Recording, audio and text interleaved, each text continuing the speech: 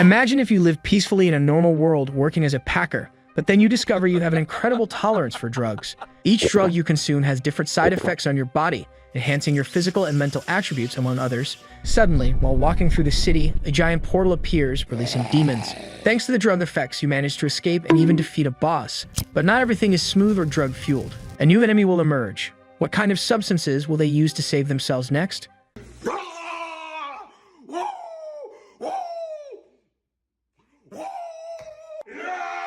This story begins with a man telling everyone to pack everything, and soon after, it will go straight to their homes. Meanwhile, someone seems to be drinking something, giving everyone a good task, mentioning that he was already leaving. The man asks if he didn't want to have dinner with them, but the young man replies that he has things to do the next day. Then the other guy says he just wanted to know what Yule ate, since he was the only one who didn't seem tired after work. The truth was that the young man always took vitamins early, wondering if it was possible to gain so much power from them. Meanwhile, the boy was thinking that vitamins have the best value when one is tired. The young man's name is Park Han-yeol, and he is 22 years old, and he got the best effects by getting high with the drugs he used. That's how he discovered his special attribute during his military service after eating the supplements his companion had given him. Even after a day of training, his fatigue went away with just 2 vitamins in a day, and the omega-3 cleared his mind, increasing his concentration. Sometime later, the young man seems to be getting off a bus, thinking that he should buy a coffee at the convenience store on his way back. Looking to the side, he suddenly notices something. Then a girl appears, staring at him with a certain desperation,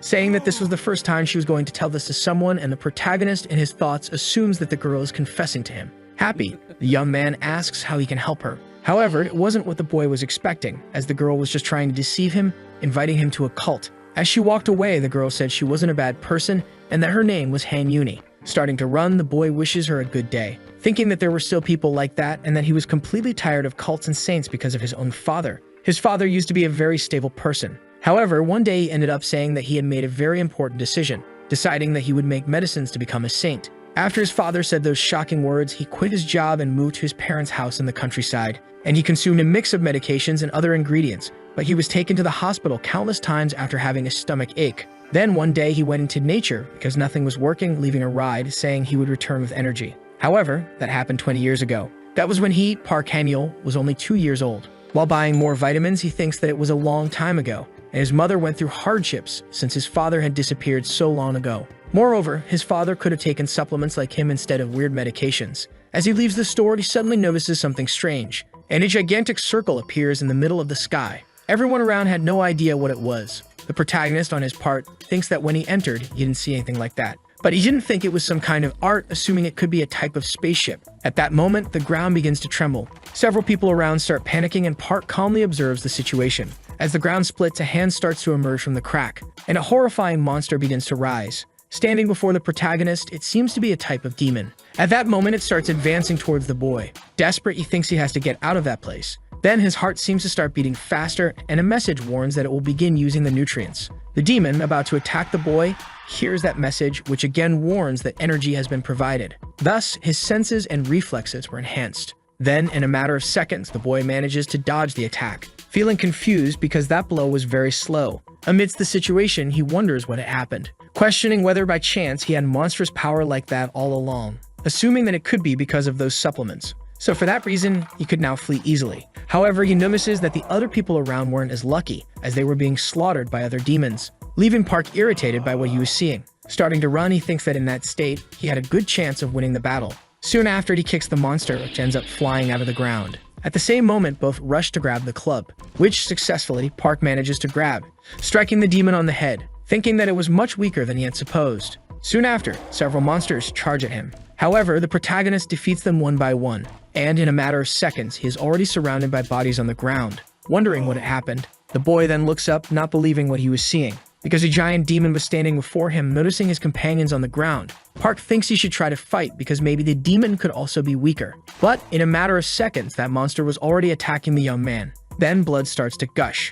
Meanwhile, several people were still fighting those demons. The man asks what would happen if the monsters went to that place, and the other says he's also scared, asking to close that door. At that moment, someone is thrown into that place, hitting the two who were inside the store.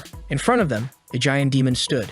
Desperate, the young man begs not to be killed, begging for someone to save him. At that same moment, someone seems to be smoking a cigarette, and the system announces that the elixir has been consumed. In a matter of seconds, a protagonist charges at the demon, landing a kick on it, managing to throw the demon far away. And a very frantic pose of the protagonist appears. The system announces that adrenaline had surged in his body. Park, in turn, says they should start round 2, charging at the demon again, landing a punch on its face. Then he delivers a sequence of punches, but at that moment, the demon charges back. Even so, the protagonist manages to dodge, saying it seemed like he was still full of energy, landing another punch on its face, telling it to taste that, smashing the demon's face into the asphalt, successfully managing to defeat that demon, saying that it seemed like the cigarettes also had an effect on his body and hoped his mother was okay. However, at that same moment, the demon rises again, and as a consequence, it grabs Park's head, punching it and throwing him to the ground. But just barely, Park manages to hold its hand, delivering a punch to its stomach, which now finally and successfully knocks out the demon,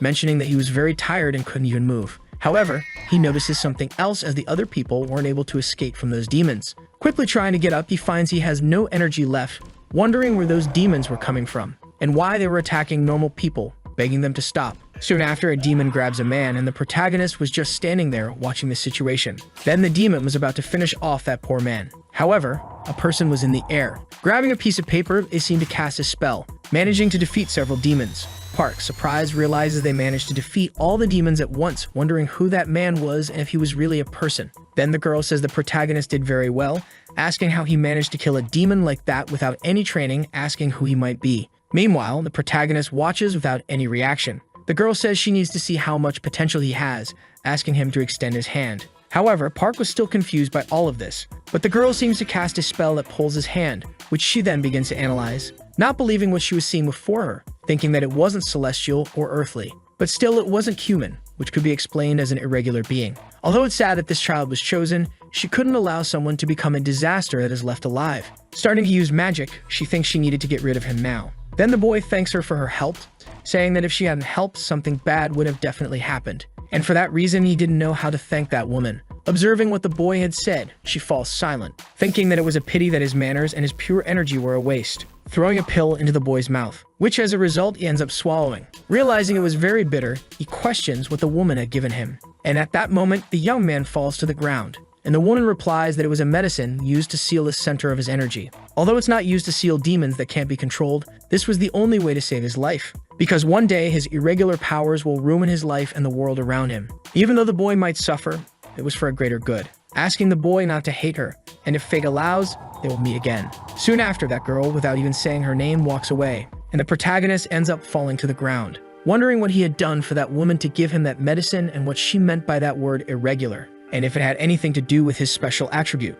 Getting up, he asks not to make him laugh because if he didn't have those powers, he would be on the ground with his skull cracked open. Quickly, the young man goes to a store. Grabbing a supplement, he starts drinking it, and the system announces that the drug has been consumed. Park thinks that from that day on, he will use these powers to survive. Sometime later, the young man was already at home stocked with supplements, saying that hangover drinks also work on his body, remembering that the girl had mentioned a disaster and that the medicine she had given him must have some effect on him. But for now, he will grab everything he needs and head straight to his mother. At that moment, his phone starts ringing and a message from the government appears, saying that monsters were everywhere. And that message asks him to download the department's app to get more information about all that. About to download the app, the protagonist notices that the name was Special Precautions number 24, assuming they just created it because the design was terrible. Grabbing his phone, he starts scanning his ID, and the app announces that authentication was complete and that he would now be redirected to the app. At that moment, several strange letters start appearing around the boy. Not understanding anything, Park wonders what is happening.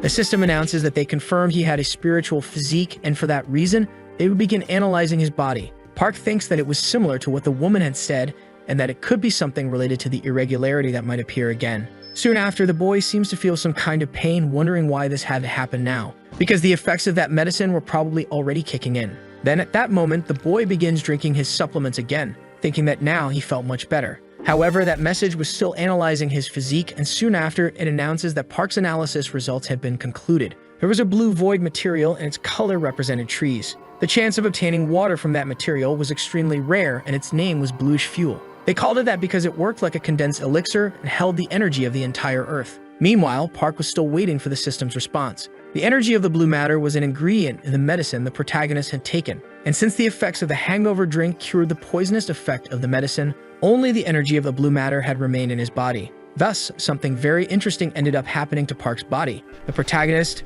desperate, realizes that his body was very hot, so he thought it would be better to wait for his fever to go down. However, the boy felt very restless, still wondering if there was some way to feel more comfortable. Then right after, he seems to have an idea. Supposing that the best way would be meditating, mentioning that this wasn't one of the positions practiced by those people in martial arts movies. Besides, that position was very comfortable, so he will stay like that until his fever goes down. Park says he should have a regular physique, complaining about his mundane body. Then the system announces that the results show the protagonist had a mundane body full of tree energy. The boy thinks she gave him a medicine because he was considered irregular, wondering what that meant with the tree energies. Moreover, it seemed that the effects of the poison had disappeared, wondering if the effects of the ingredients changed while he was being analyzed. Even so, it was a relief as he could have been killed if the analysis showed he was irregular. However, a different colored system appears, and from it, a man emerges, greeting all the citizens of Korea, saying he wanted to mention that everything he was going to say from now on was completely true. 10,000 years ago, the world was a much more spectacular place than it is now,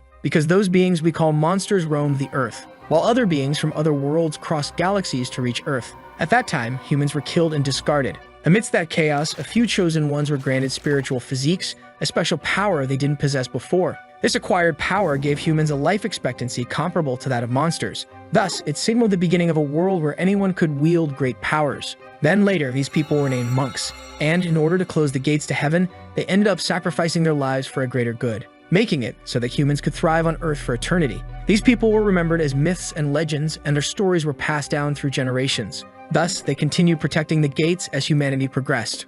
Or at least that was how it went until a few hours ago. All the chosen monks will be patrolling their designated areas to protect the safety of all humanity. And also, these people have been tested for their abilities, which gives them the right to enforce the law when necessary. Meanwhile, Park was still analyzing that system, wondering if this is what it meant by finding suitable skills for his aptitudes. At that moment, several other screens begin to appear in his vision, wondering if everything around him was skills. Realizing that it was indeed the case, because those are all the parts where he could feel the heat emanating. Additionally, in that image, the protagonist was in the same position. After training systematically for a certain period of time, he could emanate heat from at least one of these 3 places. And once those 3 places start to heat up, he should begin the training of the ground path. Until yesterday, he didn't believe in religion or anything like that, but now he was practicing the sacred breathing technique. Right after, the boy seems to start meditating, surprised because it was much easier than he had thought. Assuming that even if he had a spiritual body, it takes time to feel the energy gathering in the 3 cores. That could take months or even years for some, as it depended more on their talent. With enough training, one can reach a state of emptiness and unconsciousness even of one's surroundings. Thus, Park took his first step toward becoming a monk. When he opens his eyes, he ends up confused because several plants were surrounding his body, wondering what all that was and how long he had been in that position. Grabbing his phone, he realizes that its battery had died. Therefore, he should have a clock somewhere to check the time. However, when he looks, he sees that it was June 22nd, completely surprised because 100 days had passed while he was meditating. Sometime later, the boy had already taken a shower, happy because there was still water, assuming it was very strange as his injuries were healed and he didn't feel very hungry. Moreover, he hadn't lost much weight. Instead, he had become much stronger. Grabbing his phone, he notices it was charging, wondering if perhaps he should check the news. However, when he looked outside earlier, there was a barrier in the shape of a giant dome. Wondering how there were holes with monsters coming out, and that area was probably an extreme danger zone. At that moment, he realizes that another earthquake had occurred. However, it was just a horrifying figure walking across the field. Desperate, the protagonist wonders what that was, as there were several demons surrounding those buildings, thinking he needed to get out of that place immediately. However, he realizes that there was no signal in that place, so calling for emergency help was his only option. Thinking that he had put his temperature to sleep with the breathing technique and survived 100 days in the lotus position. Right after, a system appears welcoming Park, mentioning that he wasn't connected to a network and that some features require a connection. Looking at the system, the boy wonders if there was nothing in that place he could use. Additionally, the only thing that opened was his profile with his information, and also a strange thing called that had 2 available charm copies. The system announces that there were 3 usable charms, and depending on the user's nickname and ranking, higher level charms are given. And the first one was called Soft Steps, a special 9th rank magic. The boy thinks it was very easy, wondering if that was all he had to do. But still, he didn't feel any change in his body. At that moment, when he tries to take just a small step, he ends up hitting his face against the wall, saying that the special magic contracted was indeed real. Wondering what the other abilities were. Then it is revealed that he had one of the abilities that would allow him to carry more weight, and the other was able to create a tornado of light. Park, surprised, wonders if perhaps he should use that on the roof. However, the problem was that the monsters could see the light and come after him. Moreover, he had copied the breathing technique last time, wondering if he should take a closer look.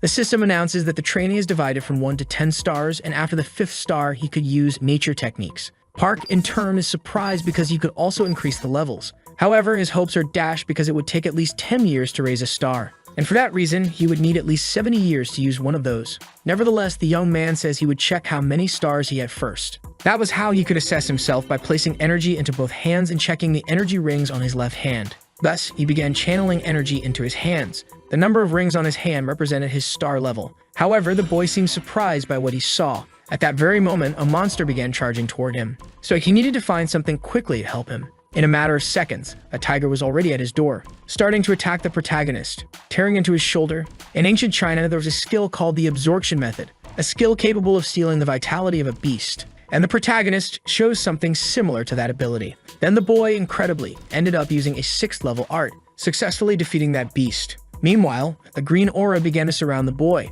saying that he only survived because he found a very useful ability. But at that same moment, he collapsed to the ground. The system announced that a muscle had formed and his blood was stable, and the production of red blood cells had drastically increased. Then a green glow began to emanate from the protagonist's eye. Looking at his hand, Park wondered what was happening, why he could feel an enormous amount of energy flowing throughout his entire body, supposing that it was because his nutrients were replenished when he absorbed the energy from that monster. Even so, it was great, as this much should be enough to hold up after using the light tornado. Looking to the side, he noticed that some plants were sprouting from the monster's body, saying that definitely wasn't there before, and so he should pick them up as they might be useful. While walking, he realized he could only use one sprout at a time, and if he had time to absorb the energy from monsters before finishing them, he could do something much better. However, he thought it was better to avoid too many problems, as he needed to hold on until the rescue team arrived. Observing the light tornado ability, he thought he would need to use it at some point. At that moment, another monster appeared, charging toward the boy once again.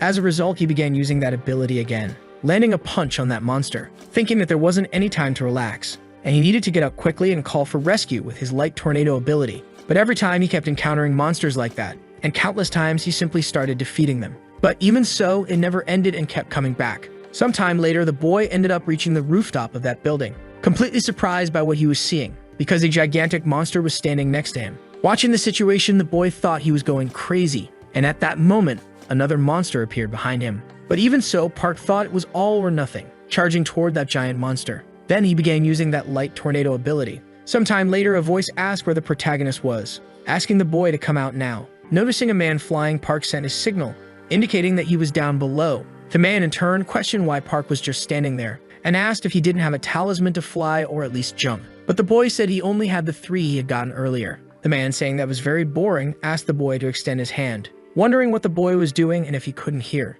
But the boy pointed out that there was a monster behind him. In a matter of seconds, the man seemed to use a talisman, effortlessly defeating that monster, telling him not to make him repeat himself and to extend his hand, asking who he was to be wandering around a restricted area, and if he didn't value his life. Park, about to explain what had happened, the man said it didn't matter because he didn't need to know that. So our boy thanked him for saving him. Leaving that barrier, Park thought it scared him, because there were countless notifications from his mother. But he understood that as he had been trapped in that place for 100 days, and he was very happy that his mother and his relatives were fine, thinking that many things had happened during that time, wondering how different everything could be now. Sometime later, the boy was in a building, telling his mother that he wanted to call her again, mentioning that it was nothing, as he had been lost but had found his way back, and for that reason, he would see her again in a few days. The other guy asked if he had finished his call, and the protagonist said yes, thinking he was relieved that his relatives and his mother seemed safe. Soon after, the man seemed to rush into the room, desperate, wondering if the protagonist was who he thought. Then the man introduced him, saying that he was one of the disciples under the command of the region unit.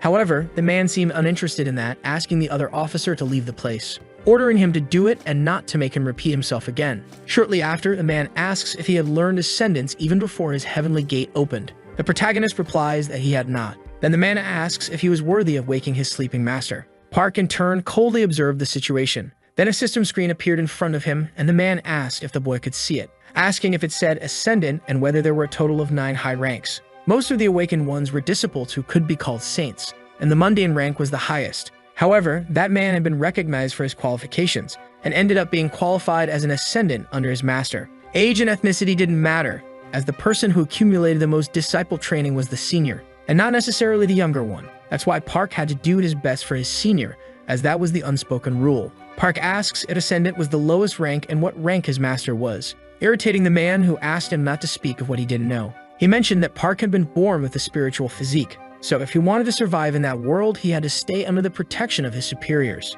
For that reason, there wouldn't be a second chance, and if he said that again, he would die. However, Park says he had heard that no one could change masters 3 times, so the man might have been following that master because he thought his way of speaking was very interesting. This left the man completely furious with what he had heard. But at that moment, a system screen appeared, showing all the protagonist's information, saying that he thought the man had mentioned that rank was the closest one after Ascendant. Standing up, Park says he needed to do his best for his superior. Sometime later, that man was arguing with his master, asking if he had treated his senior as he had been told, and if he was saying that he had handed over the technique he had used. Irritated, he says he was very foolish, because he wanted to say he inherited the technique of a bandit and lowered his head to that man. However, the man says that his performance range was greater than his own, which is why he was a high saint. His master says that it could be due to his body's condition. But the man says that if that were the case, he certainly could have an irregular physique. This leaves the man even more annoyed, questioning if he would keep saying such foolish things, and if he was implying that the boy was born with a mundane physique like the two of them.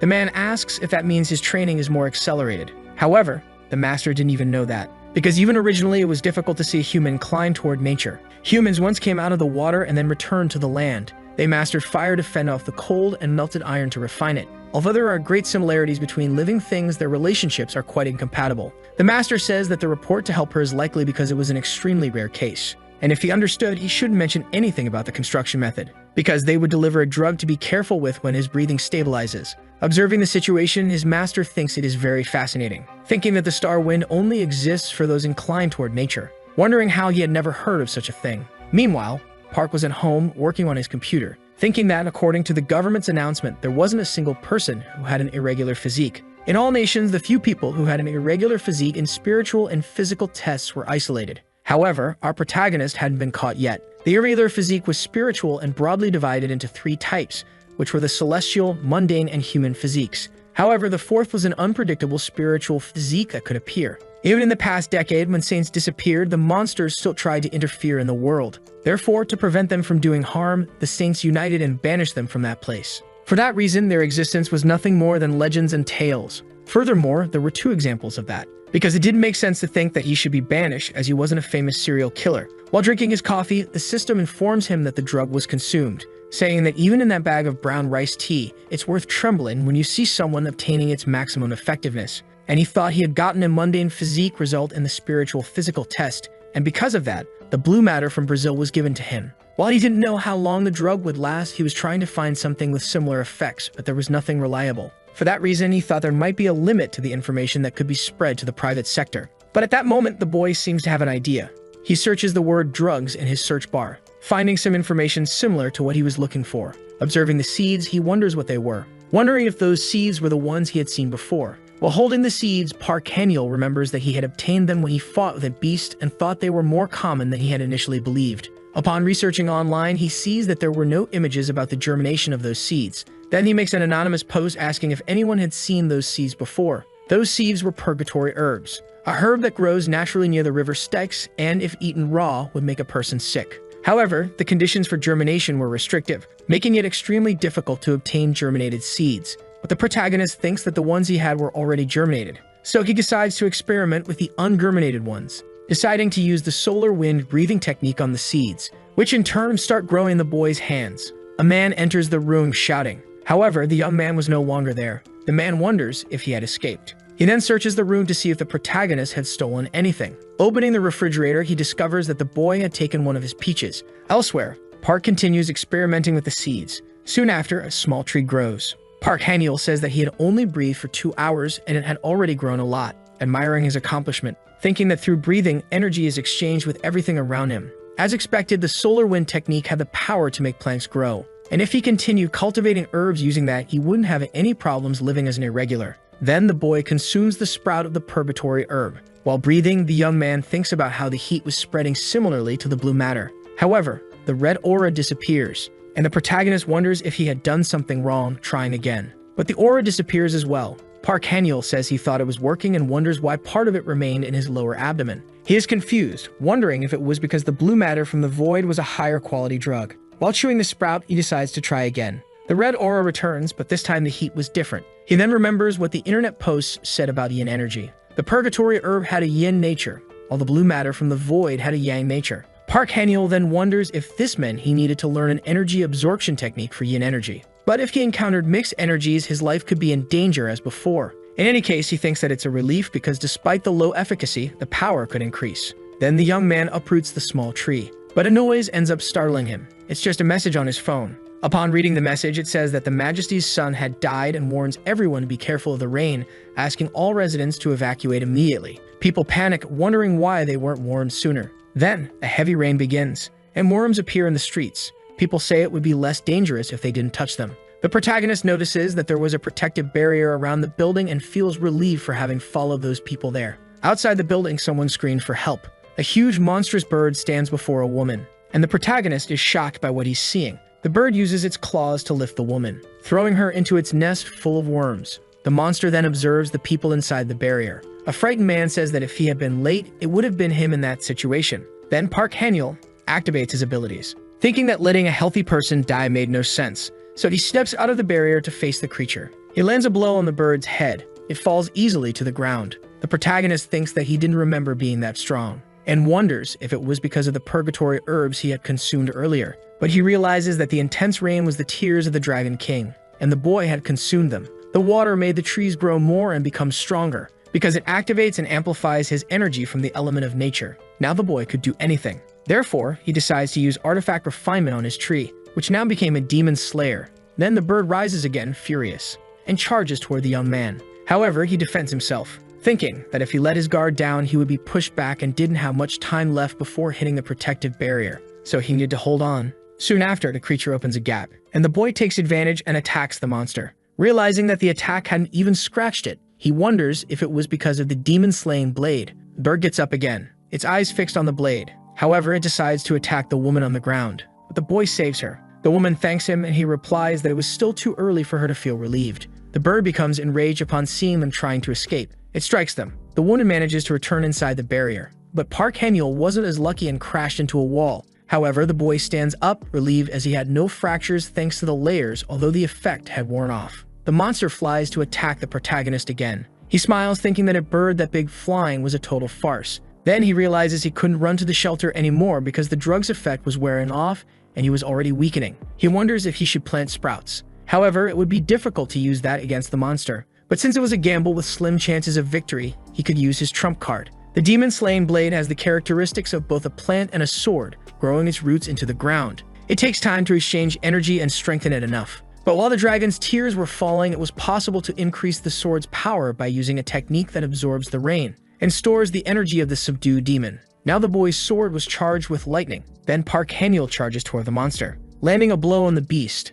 Soon after, the monster's head gets stuck in a building. The protagonist takes the opportunity and cuts off its head. The people watching couldn't believe the boy had killed that thing. If someone had been killed by that bird, the authorities wouldn't have paid much attention. But that young man didn't hesitate to save someone in danger. They compared him to a superhero. People started recording videos of the boy. However, the protagonist is suddenly attacked. A man appears, asking if he knew what he had just done, because he had killed the bird that Miss Yua cherished, and burning someone like him wouldn't be enough punishment. The video of the protagonist being attacked begins to go viral, and criticism starts to emerge. A woman asks if her child had died, and if that man had burned the insolent one who killed her messenger. Her assistant responds that for now the boy had been detained. Yua says it seemed like everyone despised her, as they were only keeping that impertinent boy in custody. She becomes furious, ordering that all humans be told that if they didn't want to suffer her wrath, they should set an example and kill the boy. But her assistant responds that there was a report indicating that the protagonist's actions had become a trending topic. Therefore, the woman should be kind to the boy, as there was a great level of dissatisfaction with the new leadership. Yua says the rules of that world weren't fun, and the government's rules were frightening. She was sure of her maid had some way to calm her down, and the maid in turn responds that she had prepared a tribute to ensure Miss Yua's reputation wouldn't be tarnished. Yua then says she will wait for it. Soon after, the rain begins to stop, and the woman says the Dragon King had relieved his sorrow. It was just an illusion that transcendent beings were free from desire. Miss Yua grabs a package and thinks that the important thing was that she managed to obtain it. It was a piece of trunk. That fruit is called the treasure of fantasy even by the gods, and its flowers only bloom once every 3,000 years. It's a mystical tree that only grows in the orchard of the Queen Mother of the West. The peaches of the tree of immortality. Yua mentions that when the Queen Mother sacrificed herself to close the gates of heaven, the orchard disappeared. And if she could obtain a sprout from that bark, her name would replace that of the Queen Mother of the West. Park Han-yeol is walking down the street, remembering that a man had told him he had made all the deities look like bad people, and that from now on he shouldn't do anything that made him stand out. Then the protagonist looks at his hand, thinking that even though his sword had been confiscated, he was happy to have obtained that.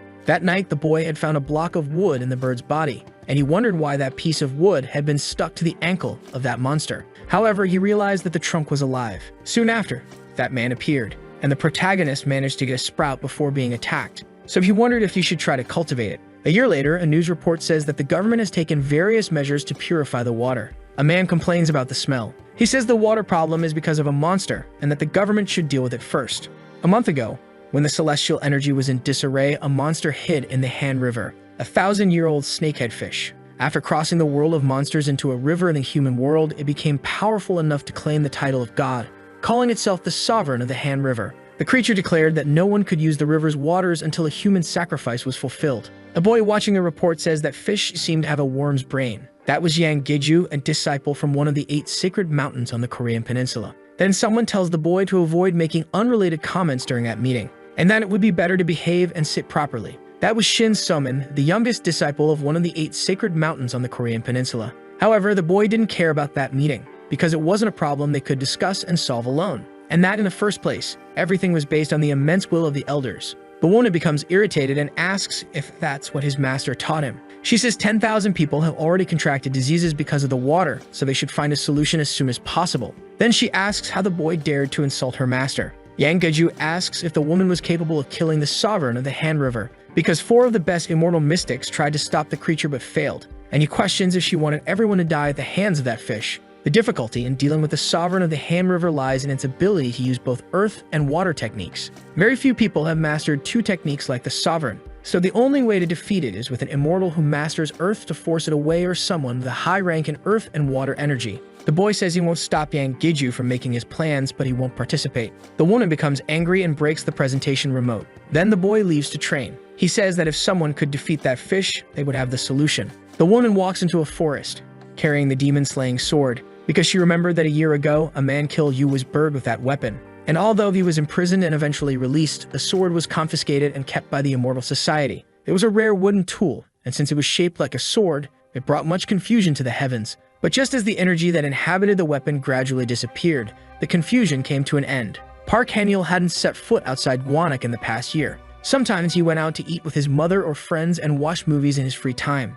The girl remembers that he had said he wasn't using any phone apps, so he wouldn't be able to calculate his achievements. Considering what Park Han-yeol had been through, it wouldn't be impossible. Then the protagonist appears, and upon seeing the girl, he turns a corner. Yang Jaiju thinks she can't lose him, and decides to follow him. However, she can't catch up with the boy, even running at full speed with the help of a talisman. As a result, she loses track of him. But Park Han-yeol reappears, asking if she was affiliated with the Immortal Society, and says he had no intention of running away. He was just surprised that the girl was following him. The girl notices that the protagonist was sweating, and wonders why he only used physical strength and not a talisman to get rid of her. Then she throws a phone to him. The device has its user changed. After that, Park Han-yeol shows his information. Yang Jeju discovers that he was still a high immortal but ranked below her. Park asks if Yang wanted to use his wood element to kill the sovereign of the Han River, wondering if the immortals really wanted that monster dead. That's how he saw things. Yang says no, because the reason her seniors hadn't taken action on that was that they wanted to see the juniors solve the problem without needing their help.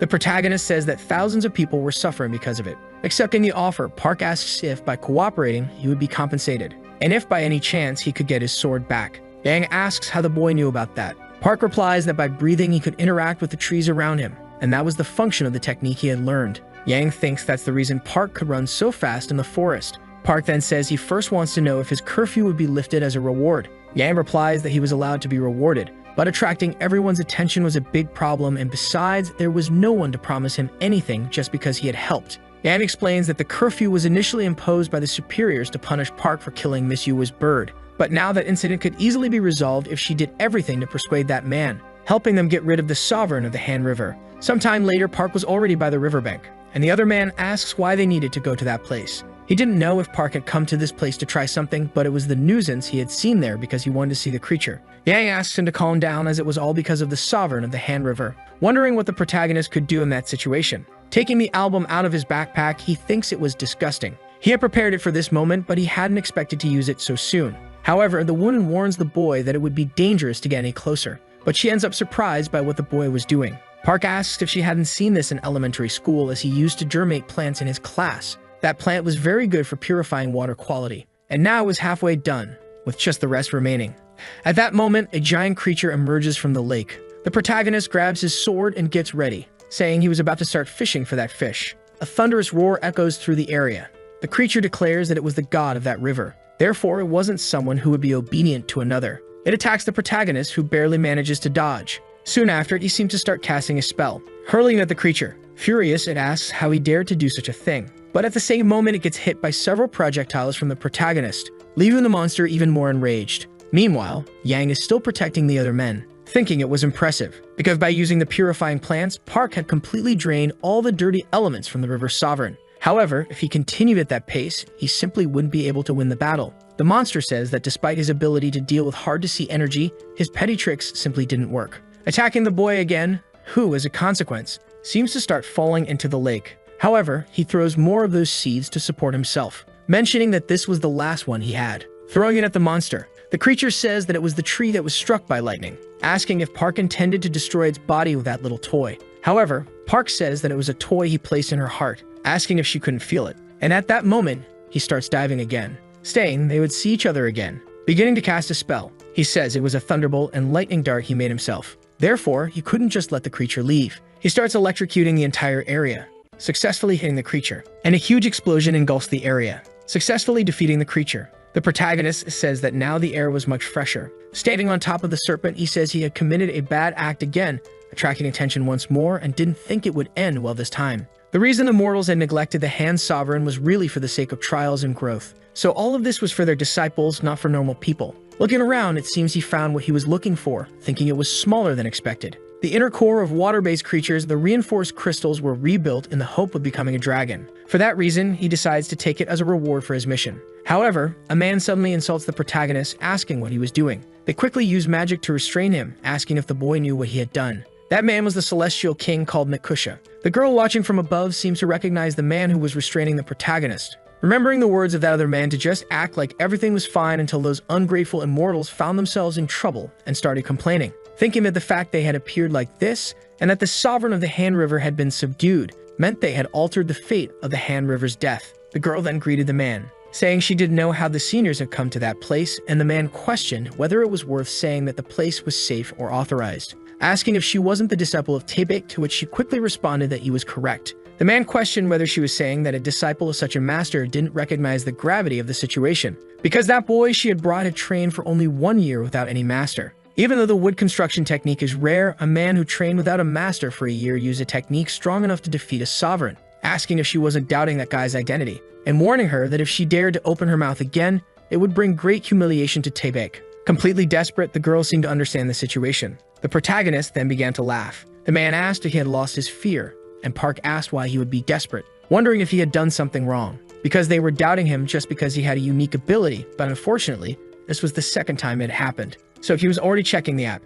However, it was only 3 minutes after the fish had died that they all appeared. Everyone around seemed confused by what the boy had said. Park said they should have been watching that fish closely, and judging by how they appeared right after its death, asking if they thought that if they had killed that fish, it would be well regarded by the public. And since they ruined everything they could have used to grow, they came running to that place in desperation. The boy, now completely irritated, told them to stop. Soon after, an explosion happened, claiming that it was the protagonist who caused it. However, he ended up surprised, because his attack had no effect. Park said he always aimed for the stomach, just like before, and then he pointed a sword at the man, who became completely enraged, asking if Park knew what it meant to point a sword at him, and if he had any last words before he died. However, to Park it wasn't as if he would die, because the man wouldn't be able to kill him. About to attack the protagonist, the man said that his arrogance reached the heavens, unleashing an attack on the protagonist. Then, a massive explosion occurred, and the man seemed surprised, because someone else had arrived to interrupt the fight, saying that the watchman should guard the garden, questioning what he wanted in that place.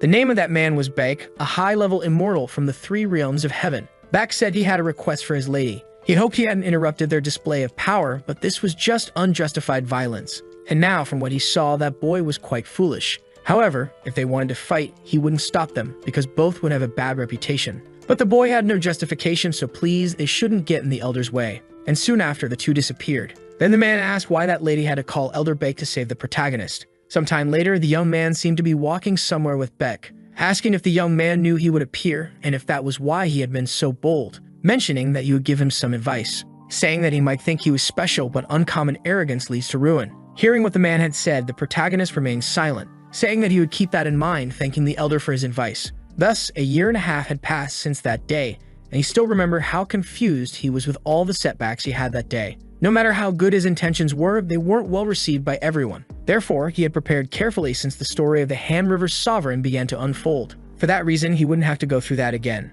and he wouldn't act without knowing things, nor would he be treated as a fool. He wouldn't be the victim as he was that time. Miss Yua has a garden. Not just any garden, but one where divine medicinal herbs are carefully selected and cultivated. But the story about that garden could have just been a rumor. So he devised a plan to see solid evidence. A plan to attract the attention of the lady who had the garden. That's why now he was prepared, standing in front of her. Yua asks if he had mentioned his name was Park and then questions if the young man knew what those were. The boy responds that they were seeds of the purgatory grass. The woman says that such a precious thing had been discovered by mortals repressing it on the black market. She had investigated the seller to punish him severely. Sensing the gravity of the situation, the protagonist kneels, admitting that he had sinned gravely. He explains that he had no choice, as his living conditions were very poor. However, the woman asks him to lift his head, saying that it was all fine now as he had paid for his sins. But she only showed mercy so the punishment would be balanced, because the price for killing her bird wasn't light. Yet, she would show mercy once again. She then asked why he didn't work in her garden, because she personally had a garden that cultivated grasses and herbs. And if the boy was capable of cultivating purgatory grass, he certainly had enough skill to cultivate common aquatic plants that had purified the poison of the sovereign of the Han River. Park thanks her, saying she thought so highly of him. But the reason behind his plant cultivation was all due to the technique he had learned. But Yua says that using that technique, it should take only a day or two for common plants to start bearing fruit. However, Park replies that the purgatory grass hadn't grown more than a sprout, and no matter how much time or effort he dedicated to it, it wouldn't grow any further. The woman then asks if he's saying he lacks dexterity, and the protagonist admits that this is true. The woman then comments that he had more courage than appeared, and couldn't believe what he was negotiating with her. She mentions that she would support him with some divine medicinal herbs from her garden for proper tools. In addition, she would accompany him to help him become enlightened. For that reason, she would assign another young man to assist him. Kneeling again, the protagonist thanks her for her mercy. However, this had always been part of his plan. Giving a signal to the other girl, Yua asks if she had been in that place all along. The girl quickly approaches her master. The one asks what her verdict is, and the girl mentions that Park seemed very suspicious. Because he was being so cordial, it looked as if he were plotting something. Moreover, she had heard that he was the one who killed her bird, and even defeated the sovereign of the Han River. The boy wasn't experienced, but for him to achieve so much could only mean he was either a genius or truly an idiot. The girl asks if her master knew he had been scheming from the start, but still accepted him. That was why her master had asked her to keep an eye on him. However, the woman tells her not to worry so much, as she would let him manage the 6th garden first. And even if he had bad intentions, he wouldn't be able to obtain even a single seed from her garden. And if the boy turned out to be useless, they could turn him into fertilizer for her garden. The girl thinks they had decided to work together because of the Peninsula Peach, but Yua was a lady she couldn't quite like. Even so, she hoped the protagonist would be more useful. Meanwhile, Park is walking down the street, thinking that the power of the immortal hidden in that place was over 300, and Yua's power exceeded 400. Park had reached 10 stars in the Star Wind technique over the past year, so he could roughly gauge others' power, but he didn't fully trust those numbers. The Celestial King and that temperamental man were above 600. Additionally, Beck had a power level exceeding 400. The protagonist, on the other hand, had about 45. He thought about how he had learned all the Star Wind techniques during the past year, but they were only theoretical. For that reason, he still had much more work to do. Arriving at his destination, he thinks he's finally where he needed to be. And at that moment, he stumbles upon a glowing sacred tree. He says that today he brought something for the tree, and it was the centimani from the sovereign of the Han River. Since he was giving one to the tree, he should also receive one in return. Sometime later, the young man seems to be meditating in front of the tree, when suddenly he wakes up, surprised because the smell of those peaches was so good. He managed to improve his attack power just by sitting in front of it. The breathing peach had been training its form for the past year, but it was only in this last week that the flowers of this tree had bloomed and bore several fruits. Even so, they were still quite small. However, as they had grown and matured, at least now he could eat a bit. Right after, a voice tells the boy not to be so hasty. Looking to the side, Park seems surprised. A small bear had started talking to him. Park, in turn, asked if he could know who he was. The bear then says that the elder had named him Guanaki, So Park asks if he was the mountain god known as Wanaskin, thinking that after the gates of heaven opened, the deities began to reveal their existence. And this one, in particular, had been quite unlucky. Hundreds of years ago, when the capital was moved to Hangwang, the land officials believed that the fire energy from Mount Wanaskin effectively affected Hinawan. By adding water energy using the mythical statue of the unicorn lion, along with the excavation of the Blue Lagoon, among other things, they constantly awakened the energy of Mount Wanaskin. That's why this bear was only half his height. Park mentions that he had been training in that place for over a year, so he thought he would have already met him. However, he had only encountered him at that moment. The bear explains that it was because he didn't see any reason to interfere with a devotee who was training. Park wonders if the bear's goal might be the peach, but since the tree had distorted the area, he couldn't enter the barrier. He asked the bear to wait a bit because he just had to eat something. However, the bear again asks him not to do that, asking if he hadn't heard what he just said, because it would be very reckless. The tree's energy is centered in the fruit, and if he took it now, the tree's protection wouldn't work at all, asking what the boy would do if the people who were watching the tree took it. Park asks if the bear was going to steal the tree, and the bear asks if he looked like a thief. But it wasn't just him. Sooner or later, some people would notice the existence of that place. And right now, there's someone at the end of the hill waiting for the protagonist. Looking up, Park notices the giant barrier, supposing that it was a tremendous Yi energy. Pointing his finger upward, the bear says he had warned him before, and if they were attacking the barrier so much, it could mean they were determined to get him there. Or perhaps they were after the peach from the tree of immortality that was growing. Park says that maybe it's the peach mentioned in the journey to the west, the one the Monkey King eats, but the bear tells him to forget about that. The important thing is that one of the top Taoists was after him, someone using fire techniques. With his training, the boy was able to traverse forms of the tree. A mere human body cannot digest the effects of the peach of immortality. However, the bear was different, and that's why he should give the fruit to him.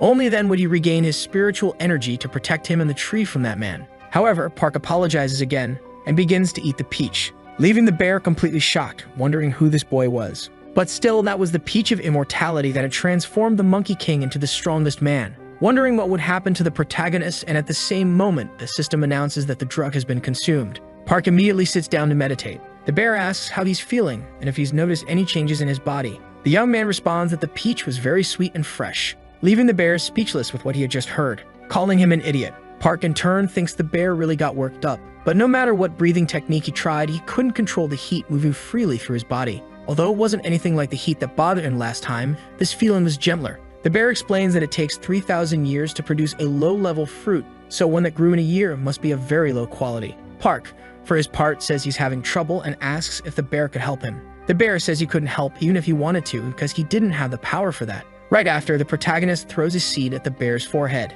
leaving the bear completely irritated by what he had done. However, the bear then realizes what was thrown at him, asking if that wasn't a purgatory seed, and if he was giving him something as precious as that. The protagonist then gently hands him several of those seeds, mentioning that at the moment, that's all he had, asking if the bear would be able to recover with all of that, to which the bear quickly responds that it would be easy. Park, in turn, asks what he could do now. Then the bear replies that from now on, he could start selling caves. Park was left completely shocked by what he had heard. The bear told him that with just those 3 purgatory grass sprouts, it wouldn't be enough to restore his power. The protagonist asked if there was anything else he could do, and the bear asked if he had anything else up his sleeve besides that. Park then mentioned he could check something, accessing the system, and said it had that function. Observing it, the bear noted it was the map of that area. Meanwhile, Park realized he'd have to deal with the person approaching. The bear asked if Park was thinking of fighting, and the protagonist confirmed it, saying that if he just left things as they were, his tree could be taken away. The bear thought it was obvious that Park would lose with his current power and wondered what the boy could be thinking, seeing how calm he was.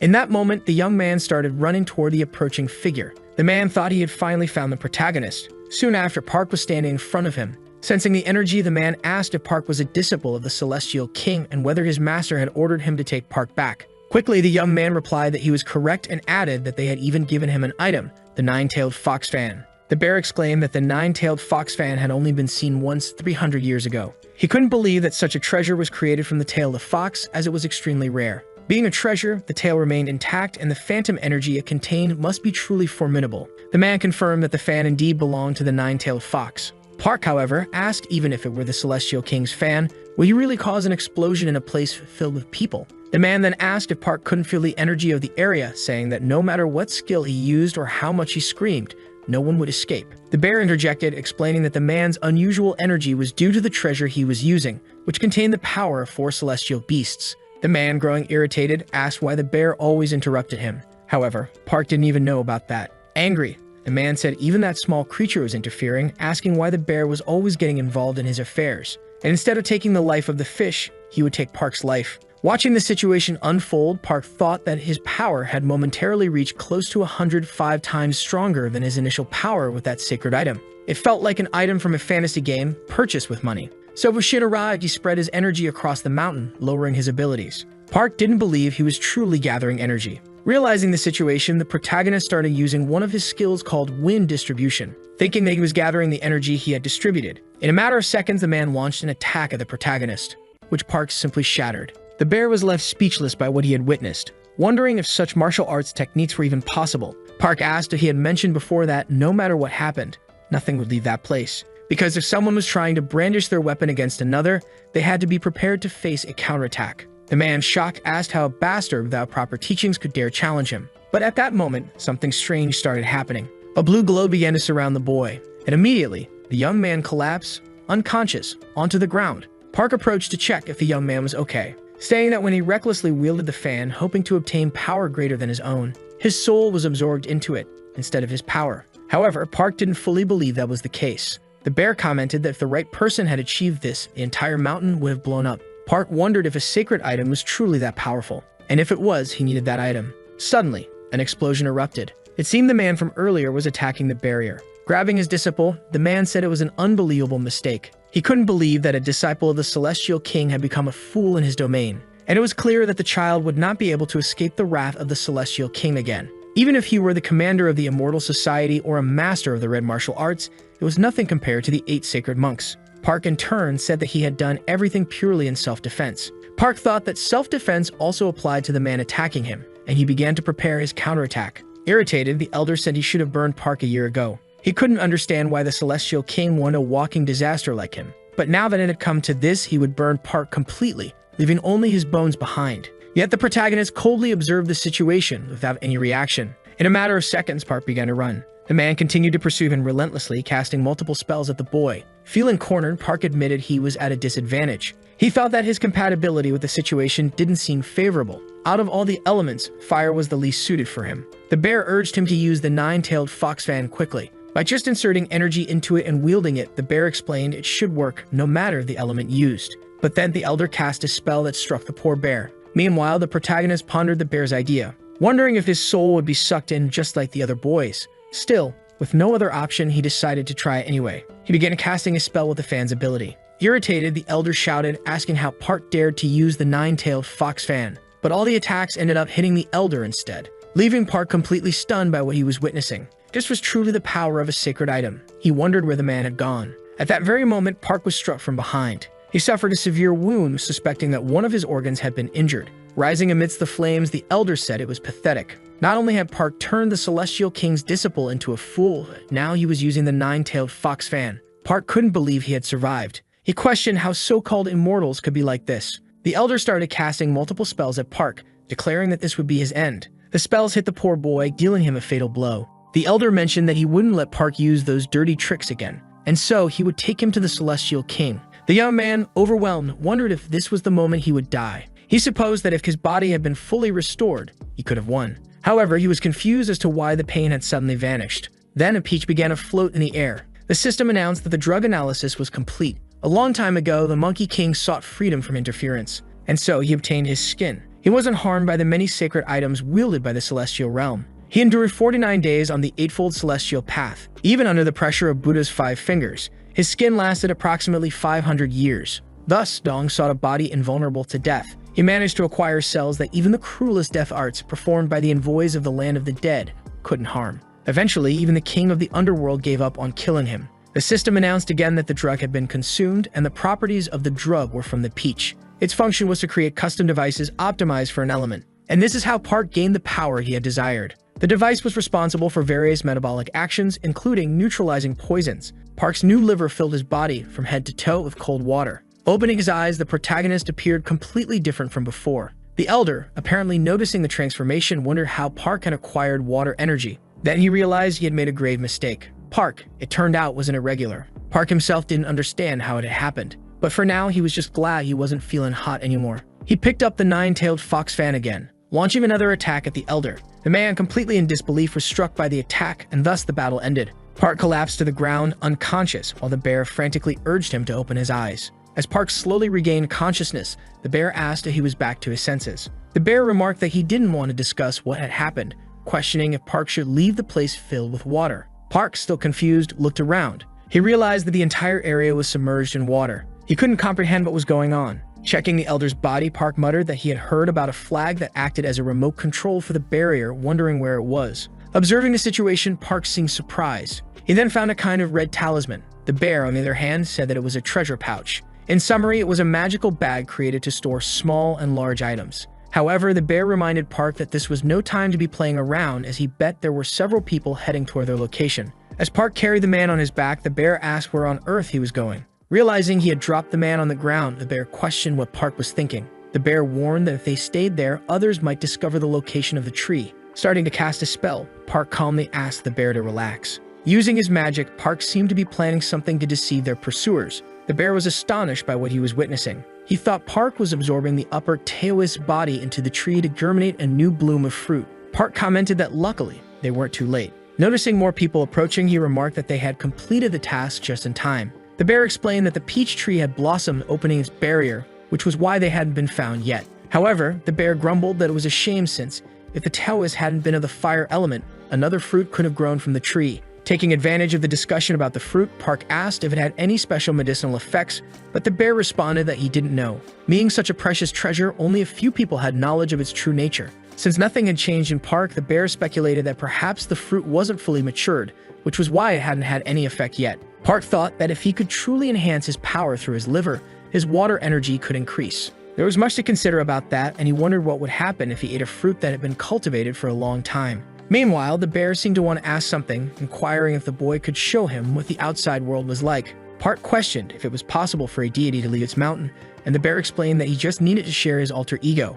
However, the bear needed power to do that, and Park thought the bear would cling to him like gum. The bear, however, said he had no other way to implode and follow Park. Now that their paths had crossed, the bear said he could see the world and all the good things through him. Observing the situation, Park seemed to accept the bear's offer. But in return, he demanded something that the bear had. Without hesitation, the bear handed over a weapon to the young man. As Park examined it, the bear began to explain that for a long time, including across the Korean peninsula, there had been a presence that appeared throughout East Asia. This presence was a fantasy race with intellectual abilities called goblins. Not only did they possess excellent basic skills, but they also had a spiritual physique. Their nature was remarkable, as they had exclusive weapons that refined their abilities. These were the goblins' helmet and club.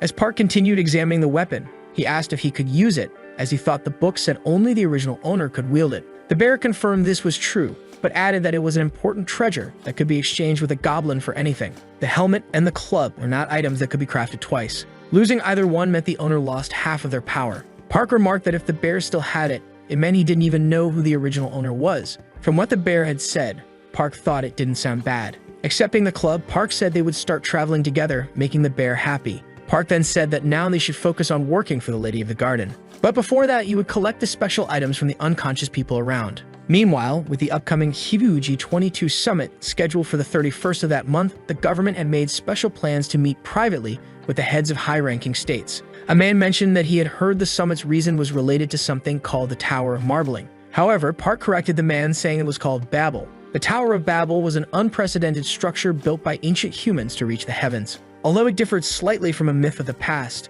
the Tower of Babel had existed long before the gates of heaven were closed. And in the current dynasty of the Immortals, it was to be rebuilt according to Babylon's design. However, if the tower were rebuilt through this project, all the world's languages could be disrupted. It was clear that this would have its advantages, but the consequences would also be significant. For one, many businesses were built around translations. Park thought to himself that this was another global story unrelated to him, concluding that this world had nothing to do with him. In an instant, an accident occurred. Quickly, Park got up, questioning what had just happened.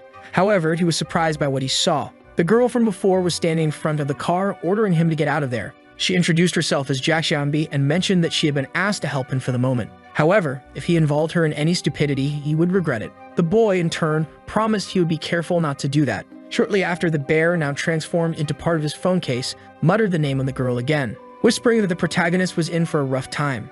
Park asked if the bear knew the girl, and the bear replied that he knew her just a little. The bear then asked if Park wanted to know her weaknesses. He explained that the girl simply adored handsome men, leaving Park completely confused by what he had heard. A long time ago, on Jeju Island, Mondorian, the son of the deity called Mun, was famous for his beauty. Jaxiambi, however, was an ordinary girl. She encountered the man while he was bathing, and as a result, her spiritual physique awakened, despite the gates of heaven being closed. Returning to the present, Park couldn't believe that story. It seemed too impossible. The bear remarked that sometimes people awaken when their body and mind experience a great shock. These individuals were chosen and nurtured by deities in the human world. Since Jaxiambi had the same celestial physique as the Mun family, the other man had accepted her offer. Thus, Jaxiambi pursued that young man. However, it was clear that Mun did not recognize the girl, who was an immortal without a patron. The girl, completely furious, questioned why she wouldn't have reasons to be acknowledged. And for that reason, she vowed to give Mun enough reasons to notice her. In less than 100 years, Jaxiambi had conquered Jeju Island. She became known as the Chosen Flower, who would reach the heavens and sweep across the world. After establishing a dynasty, Jaxiambi formally proposed marriage to Mun. However, her father, fearing the girl's power, devised a way to banish her. As she prepared for the wedding, dreaming of a happy future, she was betrayed. On the day of the wedding, a conspiracy unfolded against her. Assassins came to kill the poor girl, not her beloved, but murderers armed and ready. Enraged, the beautiful woman destroyed everyone who conspired against her. Even though they used the deadly Sura flower of extinction technique, they couldn't escape. Thus, the battle of that day became known as the Great Battle that almost sank the island. But in the end, she was the only one who lost. For that day, she had been betrayed by her own love. Aiming to use her abilities, some regions tried to approach her. They sent young, handsome men, as the rumors said she liked that. But none of them could escape death. The bear asked Park if he didn't feel relieved, considering the girl had no reason to hate him, because after all, the protagonist wasn't exactly handsome. This irritated Park, who asked if the bear wanted to be sent back to the mountain. Shortly after, the girl asked what Park was doing. They had already arrived at their destination. Climbing the stairs, Park apologized for the earlier incident. The woman explained that there were 6 gardens in the castle, each numbered from 1 to 6. Among them, the only place Park could stay was the 6th garden. Park assumed the 6th was the worst of them and didn't expect to have access to precious medicinal herbs right away. But even so, he was shocked by what he saw. He couldn't believe there were 2 suns in that place. He questioned why such a place was so miserable. The woman explained that each gate had a different space-time, a different realm within that world. From now on, the protagonist would be the lord of that place responsible for cultivating crops. Park asked who the previous leader of the place was, and the girl questioned if he really thought there had been one. The place had been closed since the death of the last lord 100 years ago. The young man thought that as the world changed and the number of mortals increased, the value of herbs rose due to the increased demand. The girl mentioned that just because Park was in that place didn't mean he wouldn't be well paid. When harvest time approached, he could make a lot of money, especially since there were no other gardeners. Shortly after, the girl bid him farewell. Park's phone suddenly started ringing, causing him to drop it on the ground. As a result, his phone's wallpaper became visible. In that moment, a flashback of what the bear had said earlier flooded Park's mind. He quickly muttered that he respected the girl. Sometime later, Park opened his eyes. Meanwhile, the bear was munching on something, remarking that Park had finally woken up. He noted that the boy had been out for nearly 2 hours. Park asked what had happened, and the bear replied that it was a clean hit. It was the first time he had seen someone perform such a move without using a technique. Even though the 6th garden was the worst among the others, only carefully selected seeds were cultivated there. The bear suggested Park should take advantage of that. Park reflected that the girl had said she would observe while the place was maintained until the next harvest. If he demonstrated some skill, he might be able to request the cultivation of more valuable plants. For example, the peaches he had eaten before, or perhaps something even more precious. He considered using the 6th garden to further strengthen himself. Therefore, he wouldn't let anyone touch it or harm his family in this world of untamed mortals. But to achieve that, he first needed to do something about the wasteland before him. Looking around, he realized the place was a complete mess. Reaching into his backpack, he found that his belongings were completely burned, but he already knew that, having overused them in his last battle. He mentioned that his sword had saved his life countless times, thanking it for all it had done. The bear observed Park, astonished by how sincerely he prayed. It was just a plant, but it could light up the sky without regret. At that moment, the sword transformed into a giant tree. Its roots began to envelop the entire area. The bear, shocked, wondered how such a thing was possible. He thought the burned spirit would take at least a month to restore itself, but it happened so quickly. Meanwhile, Park ordered the other trees to rise. Using his ability, he summoned wooden monsters. He instructed them to handle the agricultural tasks. The group started analyzing the trees. The bear remarked that it was incredible. Park had summoned the living spirits of the trees, something even high-ranked immortals struggled to do. However, Park said he needed to rest now, having used a lot of energy. While Park entered the house, he marveled at how much larger it was than he had imagined. He sat down to meditate, thinking he needed to regain energy using his breathing techniques. He soon became completely focused. But suddenly, he stood up. He was certain he felt a plant responding to his breathing. He supposed it might be under the floor, so he decided to use the remaining seeds to uncover whatever it was. He began digging into the ground, leaving the bear utterly surprised, asking what the boy was doing. In that moment, something appeared among the rubble. Suddenly, an explosion occurred. Park, shocked, analyzed what had been buried underground. He questioned what the red circle was. The bear explained that it was a blood barrier, and whoever made it must have held immense, uncommon resentment. Park thought the pulse had been coming from beneath it. He wanted to break the circle. He began attacking the barrier. Then, to his astonishment, he uncovered a secret chamber beneath the ground. The chamber belonged to Park, the Lord of the Sixth Garden, also known by his pseudonym. From then on, the next Lord of the Sixth Garden would tell of the atrocities committed by the Lady of the Castle. One day, on his way home after parting with a friend, he accidentally wandered into a shrine, and a guardian deity there had been possessed by a ghost. At the time, unable to do much, a kind scholar passing by helped him. The scholar successfully exorcised the ghost from him. After doing so, the man mentioned that Park would soon be fine. However, if a ghost had latched onto him, it meant his spiritual physique was awakening. That meant if he remained in the human world in this state, he would either be pursued by immortals or tormented by wandering spirits. But there was no need to worry, as the scholar knew an immortal who could guide him. Following the scholar's advice, Park entered the pavilion of the Lady of the Castle. She said that if he cultivated his mortal sense and dedicated himself to practice, he could transcend. However, since he was born as a mortal, it would be like trying to grasp a star in the night sky. And without making progress, that boy did work everywhere. Eventually, his debt kept increasing. At that point, he thought there was nothing more he could do about it. But that wasn't the case. When he was nearing 30, he met a child like him who came from the human world with their own spiritual physique awakened. The circumstances that brought that child there were so shocking to him. However, it was in the same way that the man had come to that place. He realized that he truly had been possessed by a ghost, and not because he had stepped into the temple of a tutelary deity, but because a scholar had placed ghosts on him to awaken his spiritual physique. Thus, that boy had merely been a pawn on his chessboard. After realizing that, he understood that he couldn't live his whole life as a servant, so he bowed his head to anyone who had mastered the earth art and begged to be trained. However, even after gathering and learning all of that, his mortal body, which had no power, grew weak as he aged. And in that state, he was given a nickname. They called him Foxtail Grass. Whenever he bowed due to his hard work, they said he looked like the grass that grew everywhere. And so he received that pseudonym. When that happened, he truly thought about the end of his life as he felt utterly powerless. Then a miracle occurred. That lady rewarded him with gratitude for sacrificing so much. Thus, he was chosen to be the Lord of the Sixth Garden. There was no way he couldn't feel moved by that. He vowed never to forget the lady's grace and to fulfill his duties as the Lord of the Sixth Garden until the day he died. From that day forward, he dedicated himself to mastering the earth dragon art of the Sixth Garden. As a result, his power grew day by day, and he finally reached the point where he was on the verge of becoming an immortal mystic. However, even though he achieved so much, his body had grown even weaker. Only then did he understand the secret of the earth dragon art. Its effect was excellent, but it was being absorbed by the medicinal herbs of the Sixth Garden surrounding his body. Without realizing it, he had become a living fertilizer. He realized that his life wouldn't last much longer. Reading the book, Park was shocked, thinking that he had only seen such things on TV and that immortals were really capable of doing that. He said that, although he had assumed as much,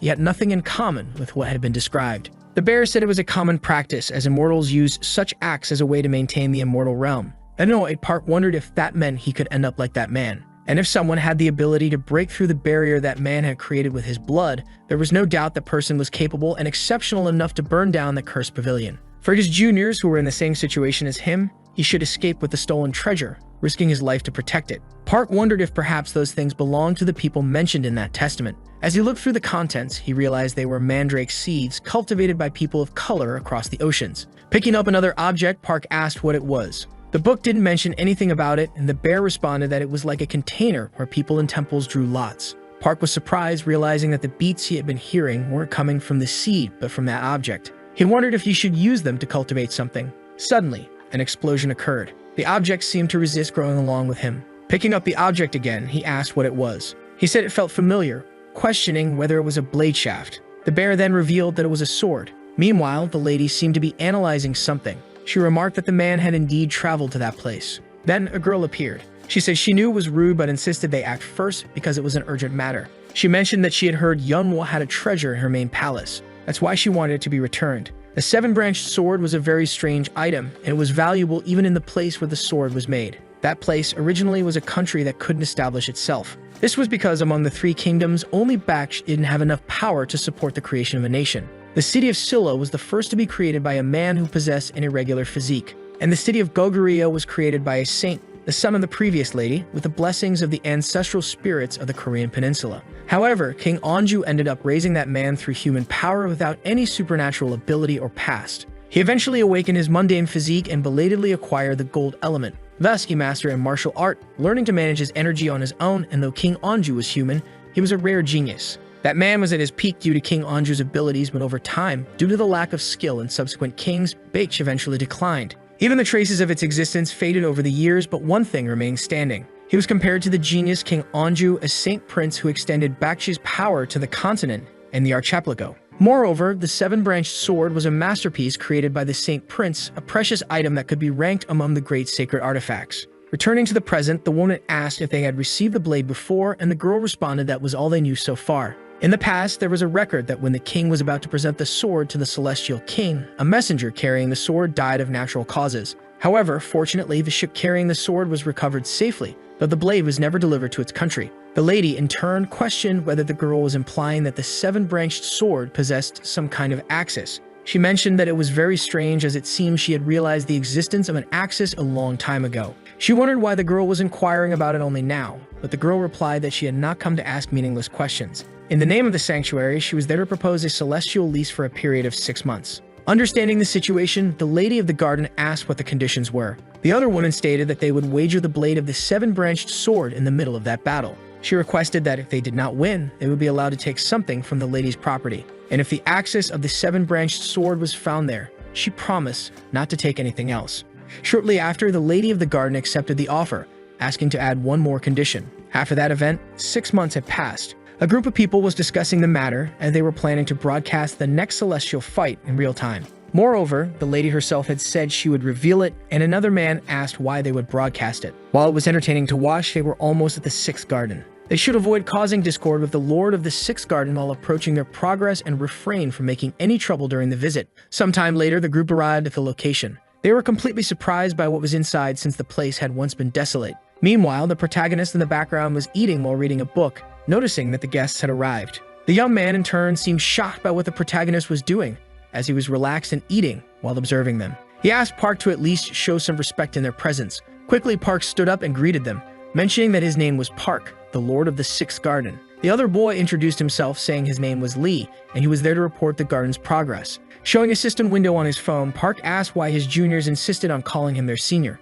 Realizing that the boy was a celestial immortal, everyone around was shocked. Then Park asked if a celestial fight was about to take place. They confirmed that this was what they had said, mentioning that even the Supreme Immortal, along with 2 players from each ranking, would be participating from the Japanese side. Park remarked that he hadn't heard of such an event, as he didn't go out often, and asked if the boy was going to circle around there. Lee quickly responded that things had turned out that way. The boy's name was Lee, and it was said that during the Korean War, he awakened his spiritual physique after the shock of losing his family in a bombing. Later, he joined the pavilion of the lady. Although he could be downgraded, he still possessed skills and was a talented person who shone intensely after meeting a true master. Meanwhile, Park thought he couldn't trust most mortals, but that boy seemed different from all the others, as he had immediately apologized earlier for his servant's bad behavior. Park remarked that he couldn't believe he was going to participate in the celestial fight and bet that he was the strongest immortal. The boy then said that although he was still weak, the lady had given him the opportunity to participate in that grand event. However, there were very strong contenders there. For example,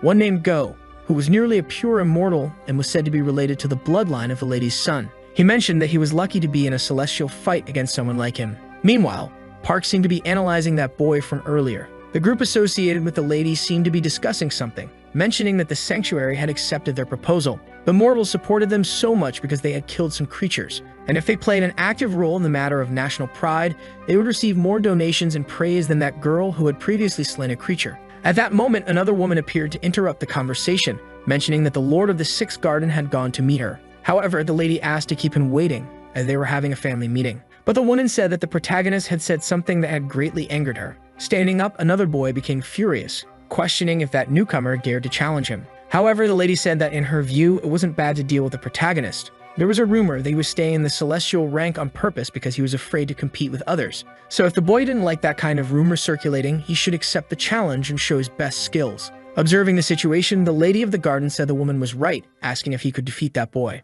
However, the young man seemed reluctant. Sometime later, the two were already in a duel, with the lady and several others watching the battle. Meanwhile, the boy glared at the protagonist, telling him not to blame him if he burned in agony. Surprised, Park thought that the young man was staring at him with murderous intent. At that moment, the judge announced that the battle could begin. Then the young man started throwing various spells at Park, and in defense, the protagonist used his magic. The other boy asked if Park thought he could stop his attack with just a shield of leaves, as that shield couldn't even hold its own petals. So he would never let him have fun with that ability again, never. He began to summon a kind of magical meteor. With a threatening look, he declared that it was the end for Park. However, the protagonist seemed fearless, also preparing a spell, saying that it would be the opposite. He would be the one to kill the boy. In an instant, the two spells collided. But the protagonist's magic easily blocked the boy's, leaving him completely shocked as the shield was absorbing his power. Then a giant explosion began to engulf the area. Suddenly, a man appeared in the middle of the battle, apologizing for his interference. Before the protagonist stood an unknown man who said he couldn't let a child die, as he already knew who the winner was. However, the boy protested, saying he could still fight and that the man shouldn't interfere in the battle. But the man replied that he was sure the victory belonged to the protagonist, as his talents would never disgrace the pavilion. Observing the situation, the lady remained silent, stating that she accepted the outcome, as the man's words carried weight and the protagonist's talents were indeed valuable. Shortly after, the lady called for Park. Meanwhile, the boy was watching the man, wondering who he was. Sometime later, the lady was discussing with Park, asking what kind of training he had done over the past 6 months. Park replied that due to the nature of the earth element and the growing pace of martial arts, the training had been very fast. He knew the lady had brought him to cultivate something, and if she wanted, she could simply order him, as he was doing it at that moment. He assured her she could trust him, as he didn't want to betray her. The lady remarked that his words were very bold, asking if he had been planning that from the beginning. She asked him to stay in the competition for now, as she would think of 2 places for him. As Park was about to leave, he mentioned that he had one last question to ask, questioning if he could leave for a while. Sometime later, Park seemed to be walking alongside the man from earlier. He thought that when the lady mentioned he would have a companion, he didn't expect it to be this man. Park then asked if he could know the man's name. The man replied that his name was Dan Deok, but Park could call him Ryung if he wanted. Park thought that unlike the first time he had appeared, this man was indeed quite flexible. Looking to the side, Park asked if the man by any chance wanted to have a drink at that moment. Sometime later, the two seemed to be enjoying themselves while walking. The man said that even though he knew about such things, the situations in the human world were incomparable to the immortal realm. The protagonist was pleased, mentioning that he was happy because Ryung was enjoying himself. He remarked that he had heard that immortals sometimes visited the human world, asking if he had ever been there. The man responded that yes, when he died in the human world, he became an immortal with the help of the lady. However, he was devastated when he discovered that he would live in the immortal world and not the human one. Observing the situation, Park thought that this man must have had many regrets in the human world because he had achieved so much in life. Continuing, the man said he had once told the human world his name and wanted everyone to remember him, at least after his death. But now thinking back, it was an unrealized dream from his immature days. While living in the immortal realm, he couldn't stop thinking about the things he lost. He deeply regretted what he hadn't done, but in the end, it was just a part of his past. Mentioning that it was a long speech, the man thanked Park for listening and said that thanks to him, he could enjoy a tour of the human world once again. Meanwhile, in the background, a group of people seemed to be holding a sort of protest, demanding that the Dragon King stop the human sacrifices for that year. Observing the situation, Ryung asked if Park understood what he was seeing. He said he couldn't believe that the country's leader was sacrificing his people. Furious, Ryung declared they should go find the country's leader. However, the protagonist asked them to wait a moment because a sort of black circle was above them, supposing it could be a solar eclipse. But a threatening aura began to envelop the area and an explosion occurred. Desperate, many people started running for their lives. Amidst the darkness, a man remarked that those beings didn't know their place. Enraged, Park charged at the man, attacking him with a tool from earlier, seemingly defeating him. However, in the background, he heard voices pleading to be saved. At that moment, Park was struck by something, and the person said they didn't expect to find him in a place like that, mentioning that the protagonist was wandering in the wrong world and for that reason, they would take his life. Sensing the energy, Park said the man was an agent of Nikusha or something similar, thinking he recognized the energy and found it unpleasant, as the woman had felt it ever since the statue was destroyed. Additionally, the man was openly displaying his intention to kill. Park asked if he was perhaps close to the man he had just defeated. Then he said the man could say whatever he wanted because no matter what happened, he would pay for the crimes he had committed in his life. Park, for his part, asked what crimes he had committed, and then he began casting a spell again, which enveloped the entire area, stating that the one who needed to pay for his crimes was him. Immediately, several wooden figures appeared, beginning to approach the man and defeating all of his henchmen. The woman, in turn, asked what they were doing, ordering them to release the phantoms right away, as they should tear the man limb from limb. Shortly after, the phantoms, also known as ghosts, were unleashed, moving toward the protagonist. Park thought that he hadn't expected to use this, but he was glad he had bought the short pipe at the market, and he immediately began consuming the drug. As a result, his strength and muscle endurance improved along with his concentration. At that moment, Park grabbed a kind of root, mentioning that he wouldn't miss them at all, and started executing them one by one. However, the woman said it didn't matter how many ghost trees resisted, as it was like poking a rock with a toothpick, demanding to know what her subordinates were doing and ordering them to release more phantoms to trap the protagonist once and for all.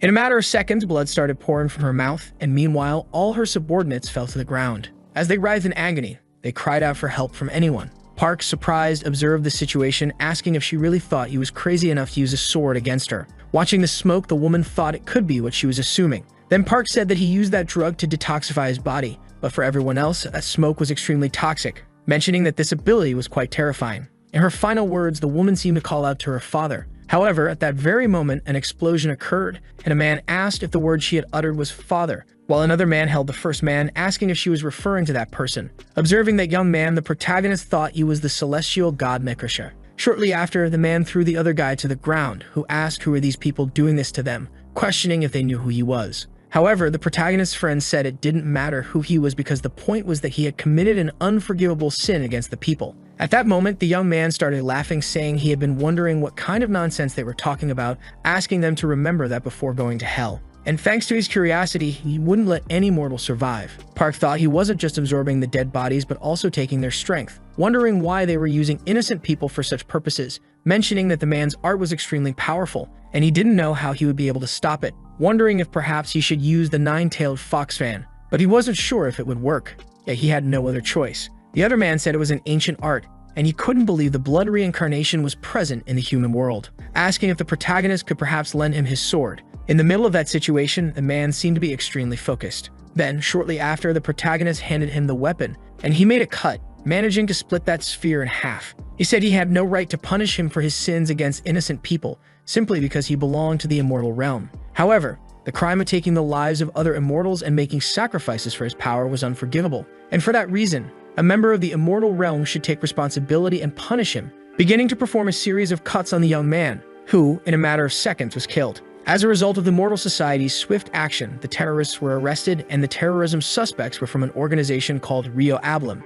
Meanwhile, that lady seemed to be watching the news. A man was giving his opinion on TV, mentioning that Mortal Society had done nothing and in the end had only managed to film the scene. He said they just needed to watch that video because those two were their former heroes, and the identities of the protagonist and his friend appeared on television. The presenter said that person was extremely familiar, asking if they remembered him, as he was the hero who had appeared a year and a half ago, the one who had decapitated the giant bird from before. Sometime later, that man was apologizing to his lady, mentioning that he wasn't qualified to belong to the immortal realm, and whatever punishment was given to him, he would not avoid it. The lady, in turn, asked Park if, after doing all of that, he still dared to look her in the eyes. Then, at that moment, the protagonist bowed, apologizing for the inconvenience, thinking that the girl didn't even seem angry. Then the lady asked the man to raise his head, saying she wouldn't claim that his actions were wrong, but rather, she was reprimanding him to be more cautious. She told Park to prepare for disciplinary action, and shortly after, she dismissed them both. Sometime later, Park seemed to have returned to his garden,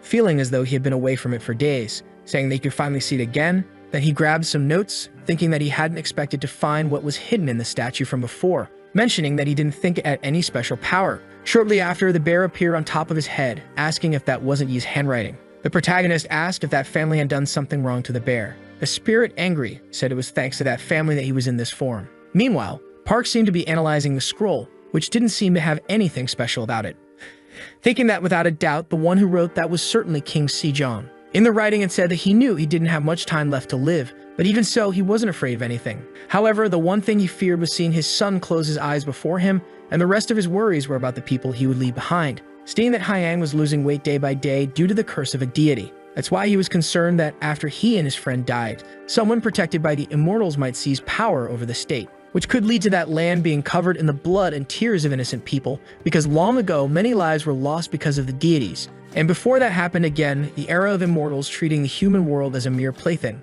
Those who hadn't awakened their spiritual physique would also need power to confront the immortals. There was a distant war in the northwest and some letters called runes, and it was said that if all were combined, it would reveal their true power, and it functioned like a verse with power within the letters. Therefore, if someone could create a text with them, they could accomplish something incredible. Park said that perhaps he was trying to create a language system similar to the Draco Bone script. The bear said that the cleverness of that child was famous, even in the immortal realm, and if he had lived another year, he would have achieved that. However, the protagonist quickly said that he believed the man had accomplished that feat. Continuing to read, the writing said that if anyone was good at reading and writing, then they should just learn how to activate it. That way, anyone could end up using the power of the letters. And his final wish was that those 28 characters would not disappear from the world, so that people could easily achieve their goals. Reading the content of that book, the boy was pleased, congratulating the person who was already dead, stating that the future the great king desired had become a reality. The boy used his abilities and the wooden blocks began to levitate. The young man was amazed by his attack power, and that all of this was due to the power of words and sounds suited for instructing the people. As they had said, that if you could imagine the words in your mind, then you could use them just by reciting. Then the protagonist said the word burn, and the objects began to catch fire. Park Han-yeol was amazed by what he was seeing, getting excited and continuing to burn the objects. That little bear appeared again, wondering who was making so much noise. Then startled, he asked why the young man was playing with fire in broad daylight, jumping on the boy's head, asking how someone who couldn't even create fire without him had found a way to create it, and that the boy needed to be careful so the fire wouldn't spread. Park Han-yeol thought about how when he said the word louder, the fire grew stronger, or if the louder he spoke the word, the more it would consume him. Then he fell silent to think about the matter, and concluded that if he could make a long and meaningful word, he could create something more powerful and effective. Park Han-yeol took a deep breath and shouted, telling the sky to lament and cry as much as it wanted, continuing to shout the word sky multiple times. However, nothing happened. The boy, for his part, said that saying that out loud was a bit embarrassing,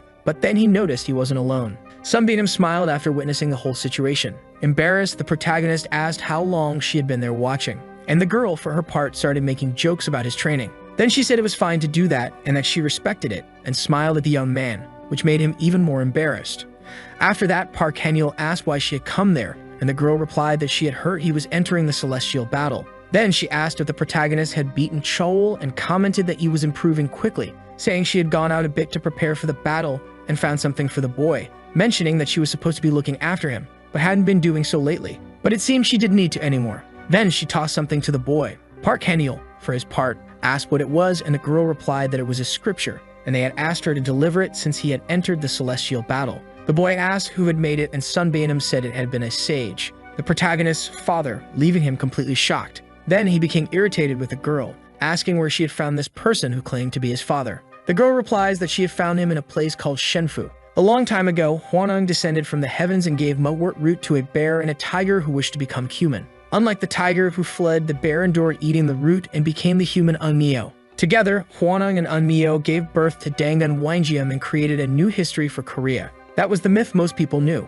However, what wasn't remembered within this myth was that Eunmyo was not Hwanung's legitimate wife. Hwanung, along with his family, cultivated the sacred tree of life in a place in Korea where the heavens connected with the earth, governing in a place called Shenfu. Stumbatum says that the protagonist's father was married to Hwanung's youngest princess and resided in Shenfu. She explains that she had finished her work in Shenfu and was preparing to return when a man approached her, saying that her son was in debt to the palace and would soon be in trouble, so he had written something of vital importance, not saying anything more after that. Park Han-yeol thought his father had abandoned his family and simply fled somewhere. He had squandered the family's fortune for his own pleasure, and the burden of the accumulated debt was distributed to his mother and paternal grandmother. However, his father ignored all the blame, and in the end, his grandmother died for nothing. Park Han-yeol grows serious, thinking that his father had found another family, and that his previous family meant nothing to him. Then Sunbeam asks him to open the box, as it was truly a valuable item. When he opens the box, the protagonist finds a sealed mystical bamboo fan. The scripture in the form of a fan had been created to tame and seal demonic beasts and evil spirits.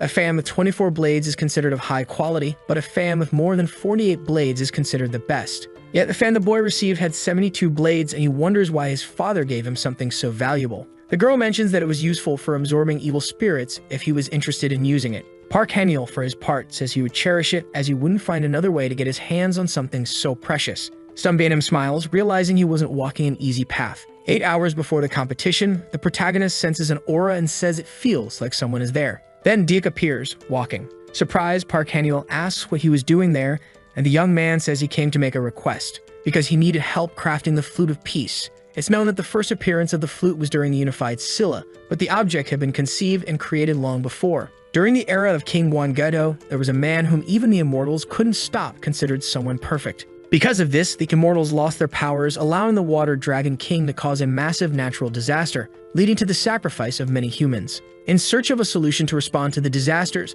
the three kingdoms temporarily united. Thus, the masters of the kingdoms created a celestial item, the Flute of Peace. However, the item was so powerful that they placed two restrictions on it. The first was that it could not be taken out of the Korean peninsula, and the second was that it could not be used in a way that would harm the people living there. Diuk mentions that the item was only used in Silla to defeat the mighty water dragon king and then simply disappeared. He then says that he came to the protagonist because he probably knew what was needed to create one. And that's even because of the competition, the guards of the gardens would be reduced, so he planned to take the black jade bamboo from the second garden. But for the new Flute of Peace, they would need the black bamboo no matter what, and Lei Yuwa might become suspicious. As a consequence, there could be a new conflict with the Dragon Palace. Upon hearing this, Park Hamuel thinks that Diuk would likely take full responsibility, and that the reason he wanted to do this was probably because of the protest they had seen in Gwanghwamun. But he realizes that Diuk is different from the other immortals. Then he says he will help him, because he also thought about the good of his people, and having someone like him willing to help was a good thing, and that it would be terrible of him not to want to help. Diuk is happy and says he was sure the boy would join him. He then says they should leave immediately. Upon arriving at the location, Park Hamuel discovers it's a floating island. His companion explains that it was an artificially created space by the pavilion, so if they alter the structure's formula, they'll be able to enter. But it wouldn't be easy. Diuk throws a small wooden horse figurine, which transforms into a beautiful black horse. Diuk asks the boy to hold his hand. As they ride through the skies, the young man says he won't let them touch the boy. This statement leaves him confused. However, looking back, he sees that they are being followed by flying sea monsters. Diuk drops the young man on the island and says he'll distract them. He then rides off. But Park Hamuel realizes he'll also face problems there. Deciding to ingest the mandrake drug, he recalls that the proper sounds for the instruction of the people, the longer and more meaningful the sentence, the better. He then shouts the word fast and begins to run faster. He senses an unusual energy coming from two places and thinks it would be great if one of them were from the Black Jade Lake. Suddenly, he is attacked by a lizard monster, but he dodges. Park is surprised because the creature seems stronger than a celestial immortal. If it had a wood attribute, he'd be at a disadvantage. However, the boy says he has already taken his drug, so it would be hard for them to get past him. The creatures charge toward him. The protagonist shouts the word appear, and a brown bear appears. The lizards try to flee, but the bear continues to chase them. It tells the boy to keep waving his fan. The protagonist thinks it's no wonder he's called the god of the Fire Mountain. Among the great mountains, the evil spirits who command the mountains and have the word evil in their name are rare. And among all of them, there is only one that can control fire naturally. According to legend, people in the past believed that the mountain's fire would spread throughout Seoul, and to prevent that from happening, they created a lake around the mountain, suppressing the fire energy for years. The creatures flee, and the bear asks the boy to help him. Park Hamuel thinks it's strange that they are running right toward that energy. After all, it's probably the Jade Lake that's providing nutrients to this island, given how well the plants grow there. From the top of a tree, the boy sees the lizards fleeing toward a turtle-shaped structure. He wonders if that is the Black Jade Lake, but it seems to be just a stone. Then the little bear asks to be let down there. The boy responds that he's never seen anything like it before and asks if the bear won't regret it later, to which the animal replies that it's curious. The boy then waves the fan and the bear returns to being a massive brown bear. As it defeats the lizards, the beast remarks that they are very weak. But from inside the cave, something observes the bear. It then traps the bear in a water bubble, and the bear asks for the protagonist's help. He bursts the bubble using his abilities. Park Hamuel comments that it must be the creature serving as fertilizer for the island. The little bear is surprised to see that there really is a creature inside. The protagonist wonders if the creature is a Yum-hate. If a baby is this size, imagine it as an adult. He's also surprised that it's not a lake, but a divine beast trapped to feed someone's ego and that the Lee family. The bear comments that while it may be a baby, it's around 2,000 years old. And seeing it use that technique uncontrollably, it seems like it doesn't know the basics. While holding his fan, Park Hamuel says it's good for the bear. Frightened, the small animal asks what he's talking about. The boy waves his fan, saying he'll give the bear a jar of honey later to make up for it. He then traps both creatures inside his fan.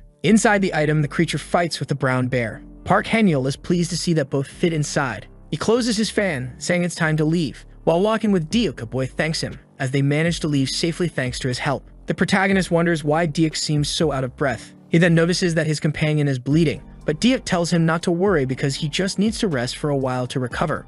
Still, Park Hamuel is concerned, knowing they will have to fight in a few hours. Diuk then hands something to the protagonist, explaining that it was a payment for helping him fulfill a difficult task. He elaborates that the item was crafted by twin dragons living in the Garden of Flowers, but that he wished he could give more of his own things. However, this was all he could manage to secure. The boy stays silent, observing the situation. Diuk tells him not to look so solemn, as he deserves much more than just that. Park Hamuel reflects on how his mission is far from over since he still needs to create the Flute of Peace, and he thinks that perhaps a situation may arise where they won't be able to escape Yua's grasp. Then the young man helps Deok walk, suggesting they leave. Deok smiles, saying he knew the boy wouldn't be prideful. Both leave the place smiling. Park Han-yeol thinks that Deok is a strong person, both as a divine being and as a human. He promises to become strong enough one day to confidently call him brother. The people begin arriving for the competition. The announcer informs the crowd that they are in Dokdo in the Eastern Ocean. The fight hasn't even started, but they can already feel the strong energy among the competitors. Next, it's explained that the competition will function similarly to previous ones, where there will only be one winner between two teams. Some are worried that this year's competition isn't balanced because the opponents come from different worlds. Park Han-yeol watches Deok, thinking about how he didn't even seem injured a few hours ago. Before the competition begins, representatives from each country send a message of greeting to the Water Dragon King, asking for his understanding as the competition will be held in his domain. Then some women prepare to transform part of the waters between the Korean peninsula and Japan. The two islands connect. This is the power of the sages. Thanks to them, the power of the water dragon has synchronized, creating a new space. The higher-ups chose the participants, and they were examined to meet the conditions set by each representative. A masked figure introduces herself as Siva, saying she will judge the competition with fairness and honor. Until a winner is decided, she promises to protect Yua with her life. A second masked figure appears, introducing himself as Odin, also stating that he will judge the competition with fairness and honor. He promises to protect the 7 branches with his life until a victor is chosen. Suddenly, the protagonist's bag begins to glow. The boy thinks that the masked man must be carrying the sword that holds the power of the 7 branches because it is reacting to the axis. The box containing the sword opens. The item seems to come to life. However, Odin contains it, apologizing, explaining that the sword has a competitive spirit and goes mad when it senses a worthy opponent. But it was strange for it to react this way when the sword's owner doesn't even exist. Odin then apologizes for disrupting the competition. Yua comments that if the broken sword carries the divine power of the blacksmith, the man should know the level of that spirit. Park Han-yeol thinks the item must be the broken sword. It was named that way because the blade is so strong that it breaks any other. It's said that it was made from the bones of Valhalla's humans, which were strong and had significant combat power. The young man realizes that the sword's power must have been contained by the masked man. If he hadn't stopped it, the sword might have gone toward him due to its synchronization with his axis. The man must have sensed that someone there had enough power to make the sword react. Next, it is announced that Lee Ung will be the first to participate, and he will face a celestial immortal. Someone sits next to the protagonist and says that it's a pity. The person is Go Hyeon-hwa. The boy asks, "What's a pity?" The girl replies that if he continues watching, he'll find out, as she hates explaining things. When the protagonist looks at the arena, Lee Ung's opponent summons a kamitachi. The weasels charge at the boy, but he blocks the attack and tries to counter the celestial immortal. But before he could attempt anything, Kamitachi returned and managed to strike the boy, leaving the protagonist startled by what he was witnessing. Park Han-yeol thought about how that celestial immortal had adapted and grown stronger within seconds. Go Hyeon-hwa smiled and asked if the young man understood, remarking that he was probably wondering how the opponent was winning without using any weapons. However, even if he didn't win, the boy should at least consider that on the other side, energy itself was also a weapon. This competition also served as a demonstration of the difference between Korean and Japanese abilities, and even the royal family was watching. The secret purpose of the competition was to create a performance that would stay in their memory. It was an opportunity to regain the dignity of the Go family and showcase it to the world. Yua wanted to show the world an image of Koreans defeating the Japanese. At first, Lee Ung was just another piece. However, the boy managed to stand up after the Kamitachi's attacks. Lee Ung had taken severe damage from his opponent's attack. His physical condition was deteriorating rapidly as the wound inflicted by the Kamitachi caused him to bleed profusely. This prompted the tournament's narrator to question whether the Koreans would lose in the very first match. Then Lee Ung attempted a counterattack, but before he could do anything, he was once again easily struck by the weasels. As a result, the boy was left even more injured and collapsed to the ground, unable to stand any longer. The narrator then announced that the first match ended in a victory for the Japanese. Go Hyeon-hwa turned to Park Han-yeol, asking if he shouldn't be happy since, thanks to the young man, the Japanese wouldn't have high expectations. She then confidently stated that the boy could win his battle. She explained that they had to be the best in order to stand out. Park Han-yeol stood up and said he would do his best, adding that he was sure he would win. As he entered the arena, the announcer pointed out that the boy had become famous due to Yua and the incident at Gwangwoman. The same celestial immortal who defeated Lee Ung sneered, saying that another fool was coming his way, remarking how weak these people were. However, Park Han-yeol quickly dashed for the young man, delivering a punch to his face. Everyone watching the fight was stunned by what they had just witnessed. Park Han-yeol had defeated his Japanese opponent with a single blow. Some banners shouted for him to be careful, warning that charging in like that could be dangerous. Deok, however, said that in his opinion, the young man's move was clean and efficient. The girl questioned whether efficiency meant throwing oneself at the enemy without any defense. How could that be considered a battle technique? But Diep responded that it was indeed a technique, because that's how the protagonist had learned to fight. Park Han-yeol consumed one of his drugs, gaining a vitality boost in his cells and increasing blood production in his body. The boy thought that using it would make him more resilient, but it would be better if he had used something with a hemostatic agent. Another Japanese opponent then entered the ring. Park Han-yeol glared at her with a murderous look, which made the girl nervous. Yet she stated that she wouldn't go easy on him. She then summoned giant samurai statues. The boy figured that his opponent was using those to avoid close combat. He clenched his fist. Seeing this, the girl thought he would use the same punch as before, but she was prepared for that. However, one of her statues was grabbed by a wooden giant. The girl realized that the boy could also summon a familiar. The protagonist then declared that he would handle this the Korean way. He decided to use the ability The Sounds of Power and began with a military sound. He sang a Korean military song. The people wondered why he was singing that. Park Han-yeol recited a verse from the song which urged them not to fear retreating and to face the enemy, stating that the country's fate was in their hands. After hearing that, the wooden giants attacked one of the samurais. The girl tried to stop it, but the giant's head was crushed. Park Han-yeol smiled, pleased that his plan had worked. Everyone around was amazed by what they had seen, as Park had won 2 matches in a row. The boy reflected that in a fight he couldn't reveal all his abilities. Otherwise, the next opponent would be aware of his fighting style. Besides, this competition was merely a show to entertain the Yuwa family and others. Lee had ended up with a humiliating role, sacrificing himself like that, but still he had no intention of playing around there, because he would be the main character of that show. The announcer mentioned that 2 Japanese immortal-level opponents had already been defeated, and now there was a match against a pure immortal opponent, so they should see if Park could win again. Observing the man on the battlefield, people speculated that he could be a shinobi. Park, on the other hand, thought that the man's aura was certainly different from that of a celestial immortal, assuming that this was indeed a pure immortal. Quickly, the man threw some kunes at the protagonist, who swiftly summoned his wooden dolls to defend himself. Then, an explosion happened, and once again that man attacked the boy, who barely managed to dodge the attack. However, those kunes exploded again, throwing the boy into the air. The man about to strike again was met by Park casting a spell to avoid the attack, saying that the man had almost sliced him in half. Because of that, he needed to respond with much more strength, casting a spell of the shinobi. Irritated, the bear said that the protagonist had left him alone with the man, but Park only smiled. He asked who that shinobi was and why he wanted to face the boy, but the protagonist said he'd explain the details later. Looking at the man's clothes, he noticed that he bore the crest of the Suzuki clan, and few people wore the pride of the 3-legged crow. For that reason, the bear said he would take out his anger on the shinobi instead of the protagonist. Mentioning that a pure immortal was no match for him, he began launching a series of attacks at the shinobi, whose armor seemed to be melting. Satisfied, the bear remarked that if things continued like this, he could win easily. Attempting to land his final blow, the bear said he would end the fight. But at that moment, Park asked him to wait. And in a matter of seconds, something strange started to happen, because that melted armor began to move toward the bear. It wasn't steel armor, but rather magic using malleable steel. Calling out for help from the protagonist, the bear said he needed cold energy. At that moment, the boy seemed to have an idea, saying he would help and soon send cold energy to him. Observing this, the spirit remarked that the energy felt familiar, appearing surprised by something. Suddenly, a gigantic spirit was standing before him. The bear, desperate, asked who had sent that spirit there, begging it to release him. The announcers, watching the scene, were utterly shocked, mentioning that the protagonist's technique was lighting up the entire area. Shortly after, the shinobi appeared in tears, staring intensely at Park. Thinking that it should be enough as losing was already humiliating and the man seemed tired,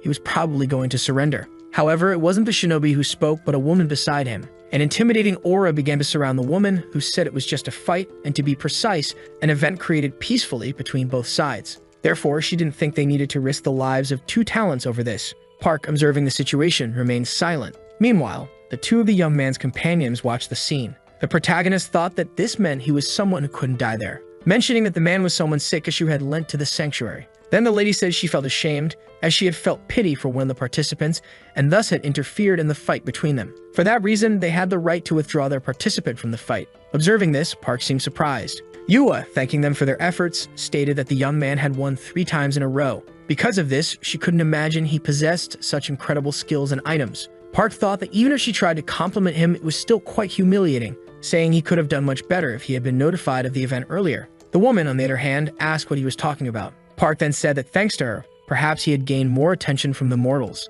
asking if she thought that, as an awakened one, they were just a bunch of idiots. Meanwhile, that shinobi, with a threatening look, watched the situation. Looking at the man, Park thought he felt sorry for him. Shortly after, he met up with another girl, who said he had done a good job, mentioning that it was a shame, but the protagonist said it was fine. However, the girl clarified that she wasn't talking about Park, Because on artist shows, people like him were called producers since, even though they had skills, they could be discarded in seconds.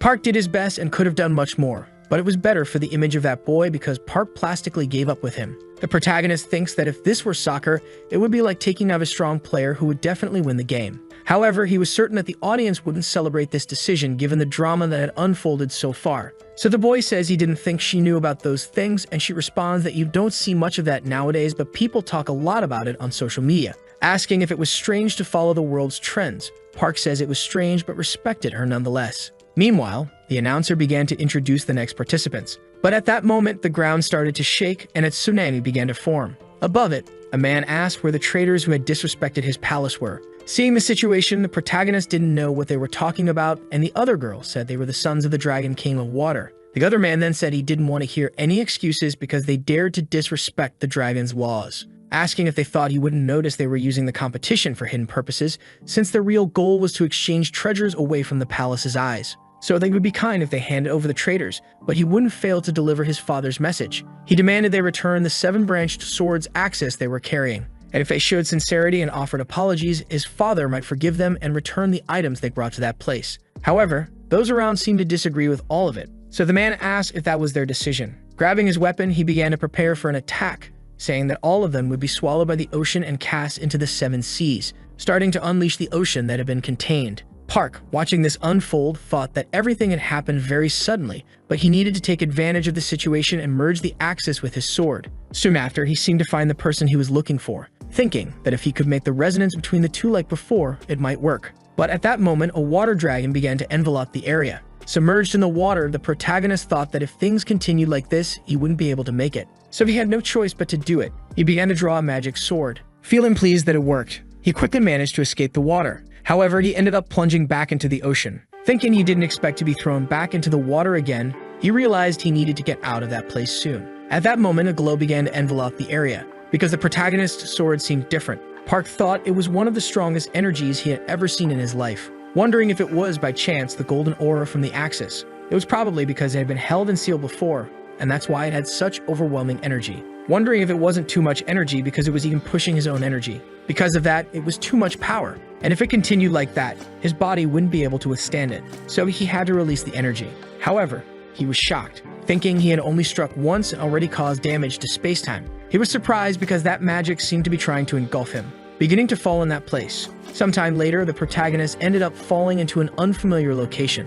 Looking around, he was astonished, wondering where he was. He supposed it was a space-time created due to the enormous power of that sword. It was worse than the garden gates that led to an entirely different dimension. Wondering if, by striking another blow, he could return to the same place as before, but it was better to explore a bit before trying that. However, at that moment, he was struck by something. Before him, an unknown person was walking. Observing the man, Park seemed to recognize him, supposing it was that shinobi from earlier, thinking that the boy had been so enraged before that he had followed him to this place. Soon after, the boy stepped on the protagonist, saying there were more tools in the world than he imagined, but at least he would let Park choose which one he would use. The protagonist, in turn, said he didn't know how to speak Japanese, so the boy told him to choose the tool for himself.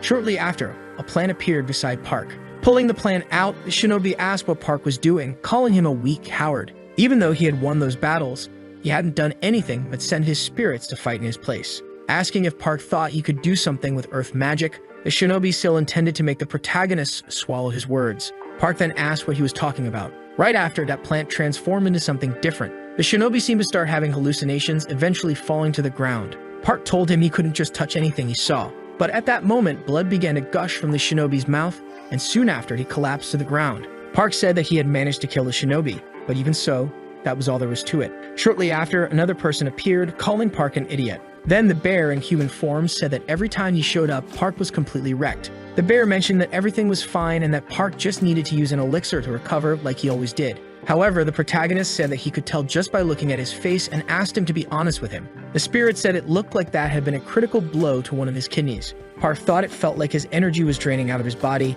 and if things continued like that, he could lose all his energy, and not only that, but also his life. The spirit reminded him once again that he didn't need to endure everything alone. The bear mentioned that Diak had helped him before, and for that reason, Park should be fine since his core contained the energy of a supreme immortal, and the power Diak had given him still existed, even before his transformation. The bear affirmed that Park had the dragon's blessing, a power that almost no one had, capable of even injuring divine and celestial beings. He questioned if the young man, who hadn't even lived for 100 years, already wanted to die. He added that it would be better for Park to be eaten by a bear than to die lying like a sack of potatoes. The bear doubted that Deok would want the protagonist to die in such a humiliating way. Shortly after, the protagonist apologized for everything. Then, he began to fade away. Meanwhile, Yua was ordering one of her servants to leave that place, thinking that, eventually, she would kill him. She believed that those people knew absolutely nothing, that they must be savages, because the East Sea was her territory. Yua mentioned that they didn't even appreciate her kindness in getting rid of that man, and now they were raising their blades against her.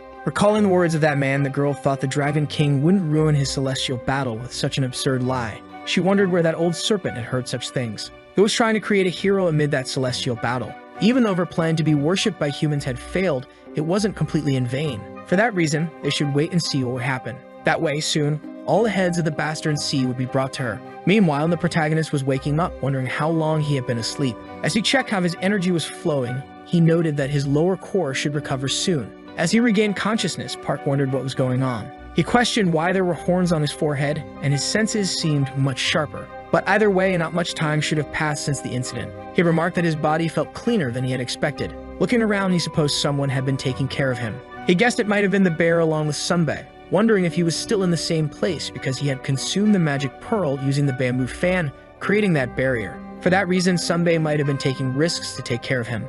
Opening a door, Park went searching for that girl, and then he was surprised by what he saw. He wondered how that place had turned into a forest. He had built a shield there using his plants, but now the trees had grown immensely, leading him to suppose that a lot of time had passed. Looking to the side, he noticed that beyond the barrier, there was only destruction. He thought that those traces must have been left from a fight involving that girl. He wondered where she was. At that moment, he heard a noise. Quickly, he went to see where it was coming from. However, he was surprised. He noticed a house in the middle of that place. In front of him, a blue creature was lurking, and he realized it was his spirit. He remarked that it had grown significantly. Park asked why his spirit was so afraid of him, supposing it might be because of the horns. Then the spirit lunged at Park.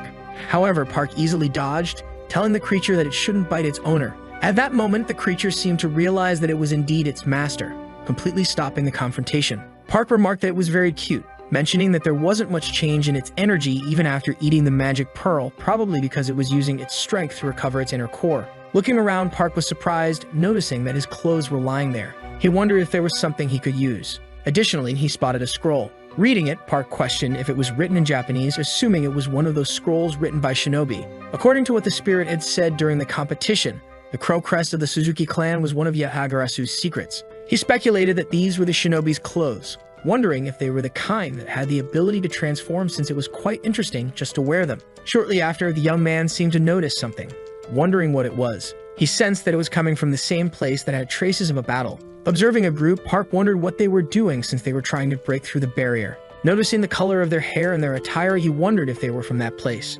However, he was shocked by what he saw, thinking that it looked just like the goblin club that Wanak had given him last time. Because it was so familiar, he realized they were a group of goblins. He didn't think there would be goblins in the space created by the seven-branched sword, guessing that this was their habitat. He wondered if they were trying to invade his territory. Seeing that the goblins were breaking through, the protagonist said he had to stop them. However, he was surprised by what he saw next. Behind those monsters, a person appeared. They asked who the boy was. However, it was Park standing before them. He asked which of the monsters was in command. Showing respect, the commander introduced himself as Tu, asking to be taken to the owner of the sword. However, the protagonist didn't understand what he was talking about, asking what he wanted with the owner of the sword. The goblin warned that not just anyone could go to that place. Only the sword's owner could do that. If Park didn't tell him where the owner was, he would surely kill the boy. However, Park said he couldn't tell him. He asked how he was supposed to say anything if the goblin didn't explain what he wanted with the man. The goblin said he wanted to find the man and punish him. Their king had made a promise that a man worthy of owning the place would come with a sword, but that man had never shown up. Park thought that he didn't know what was going on, but it seemed the seven-branched sword had some connection to that place. Frustrated, the goblin said they had waited too long for the promise to be fulfilled. Their leader passed it down from one generation to the next, and they had grown tired of waiting. That wretched man who was worthy of the sword deserved to be punished. The goblin demanded to be taken to him right then, threatening to cut off Park's head if he didn't comply. Park, observing the situation, remained silent. He then asked if the goblin had seen a red bear wandering around. The goblin responded that if it was what he was thinking, he had told it to undo the barrier, but it hadn't obeyed. And since this was their world, they had imprisoned it in one of their facilities. Park grew very angry upon hearing this, but he knew he had to stay calm. At least now he knew where the bear was. He told the goblin that he was in fact the owner of the sword. However, the goblin called him a liar, saying that if Park wanted to get beaten up, he should just say so. Park was completely shocked by what the monster had said. The monster began hurling insults, claiming Park was too small and looked like someone who had never fought a day in his life. Embarrassed, the protagonist muttered that they were complete idiots. The monster then told Park that if he wasn't going to break the barrier for them, he should leave because they wouldn't kill him if he didn't get in their way. Grabbing his magic weapon, the protagonist grew increasingly angry, stating that they were underestimating him. He prepared to attack, ordering his spirit to spit at them. The monster, shocked by what had just happened, panicked and started to flee. In a matter of seconds, they were completely defeated. Park told them that if they continued acting like that, he would make them spit out more red beans. The group begged for him not to do that. The protagonist, impressed, thought that those creatures really hated red beans. He asked if their leader was strong. The goblin replied that she was, mentioning that she wielded a staff like no one else. Park, however, questioned if merely knowing how to use a staff was enough to be strong. He demanded more information. The goblin added that there was one more thing. She had a golden treasure. Suddenly, a voice interrupted, saying that the protagonist didn't need to know that. Above them, a figure with scarlet hair appeared. She scolded the goblins, calling them idiots for trusting just anyone like that. Seeing the woman, Park assumed she was the goblins' leader.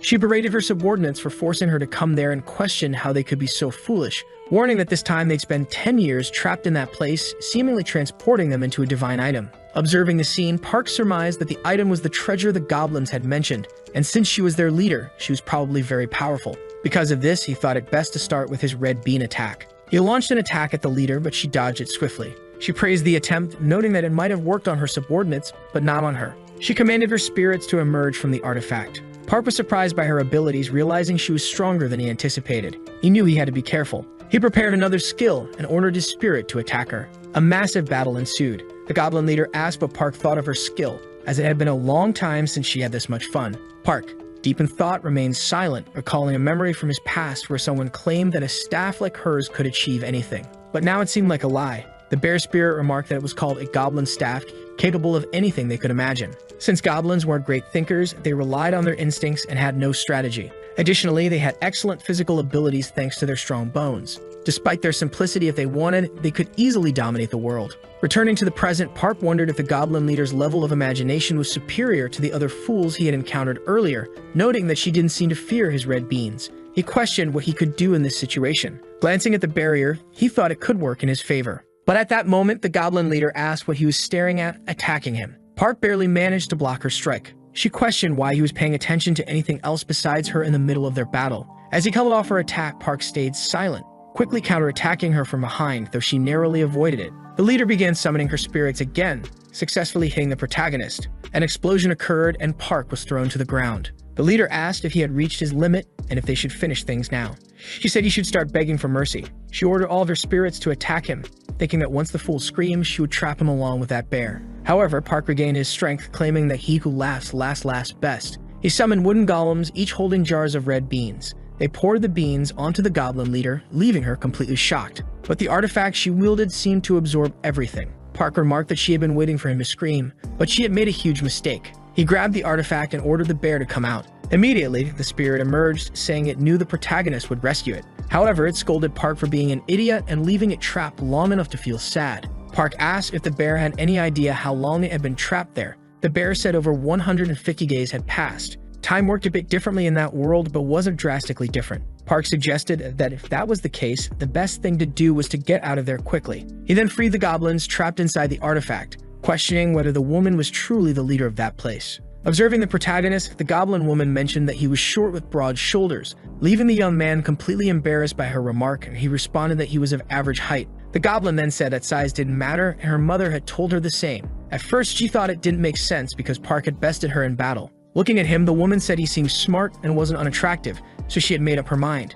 She asked the protagonist to marry her, leaving Park completely stunned by what he had heard. The spirit, amidst the situation, wondered if Park might actually get married and questioned how they would even formalize it, considering if everything would turn out fine. Confused, Park asked what she was talking about. The bear, meanwhile, asked if he hadn't yet realized that the goblins were connected to the seven-branched sword. Recalling the prophecy that the man had mentioned, Park thought this might be about that promise. A man would someday come with a certain type of sword. He supposed they were waiting for a man worthy of marrying her. However, Park said that had nothing to do with him. and the person who was supposed to come with the seven-branched sword was probably already dead. But the bear said that wasn't how the woman thought about it. Park figured he was too young, and this had to be a dream, so he needed to wake up quickly from it. He asked the woman where she had hidden the sword and threatened to make her eat so many red beans that her belly would burst if she didn't tell him. He ordered her to speak immediately, but the woman refused to reveal anything and said she wouldn't give the sword to the protagonist until she had given birth to 3 children with him. Park quickly ordered that they give her more red beans.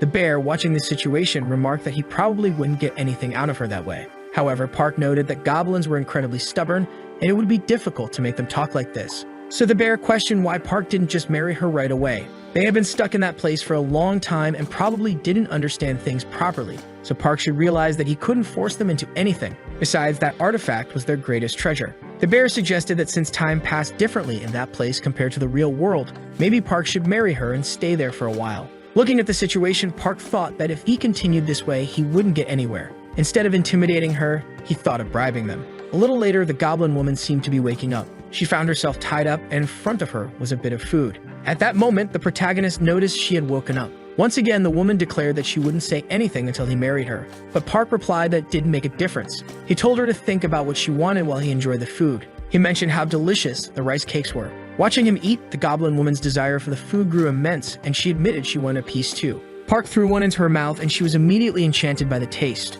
She begged for another piece. With a mischievous look, the protagonist watched as she started devouring them all at once. The goblin then said that he shouldn't think this would make her agree to marry him just because of it. She still insisted that they had to have 3 children together. As she chewed the food, the protagonist mentioned there were only 2 rice cakes left. Tears welled up in the goblin's eyes as she pleaded for just one more. Then Park picked up another rice cake, leaving just one. He began to eat it, leaving the goblin completely disheartened, as she muttered that she just wanted to marry someone. Park said they could marry whenever they wanted, but he couldn't marry her at that moment. In disbelief, the woman said he wouldn't do this and accused him of planning to say he'd marry her in 100 years, which was far too long for her. Offering her another plate, Park said he'd give it to her. He mentioned that he could even teach her how to make that kind of food herself. Holding her meal, the goblin woman seemed to accept the young man's offer. Amidst the situation, Park thought that he wouldn't mind marrying when he was 120 years old. A little while later, the goblin performed a spell to reveal a mysterious chest. Park asked if it was a treasure chest, and the goblin replied that she didn't know as her mother had only given it to her.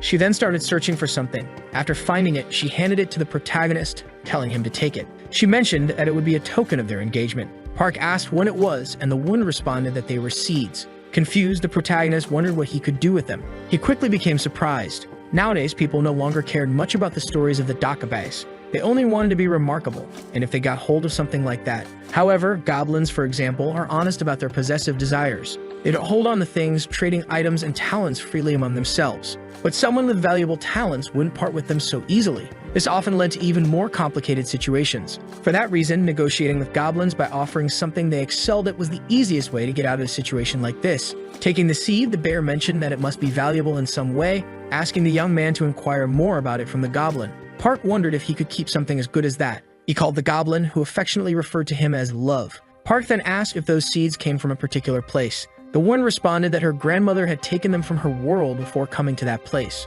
She explained that the former owner of the seed was one of the ministers, as she had mentioned.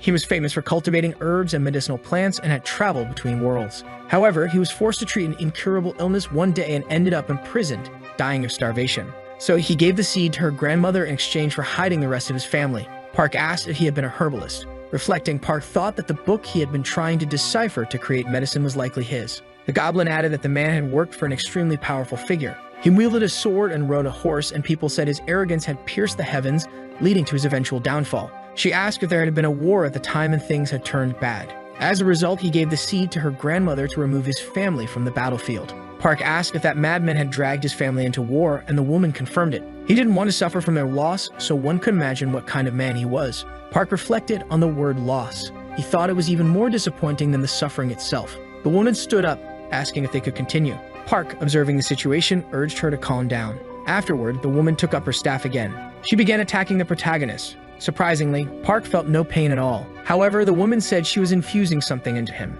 Park mentioned that he wasn't feeling anything different. The goblin told him to relax, assuring him that he would eventually figure out how to use it to his advantage. Looking at the chest, Park thought that now all he needed was the 7-branched sword. Opening the box, he found the sacred sword inside. The bear remarked that swords of that level usually stored a lot of energy, but this one seemed quite different. Since its basic attribute was wood, there was no reason for Park to hesitate. Park replied that the contradiction of wood was precisely the earth. Even so, the bear insisted that no matter what happened, Park shouldn't stop. Seeing the energy, the bear urged him to go ahead with it anyway. At that moment, Park grabbed the sword, and a giant beam of light enveloped him. He appeared to struggle with controlling the sword. The bear warned him not to let go of the sword under any circumstances. Park, irritated, asked if the bear thought he couldn't handle the immense power of the sword. The bear, astonished by what he was witnessing, mentioned that it was the first time he had seen Park like that, as the energy was now emanating even more powerfully. Right after that, the sword seems to calm down. The bear says that it was incredible, and it was as if he were watching the spirit of an elite general guiding the sword along with him.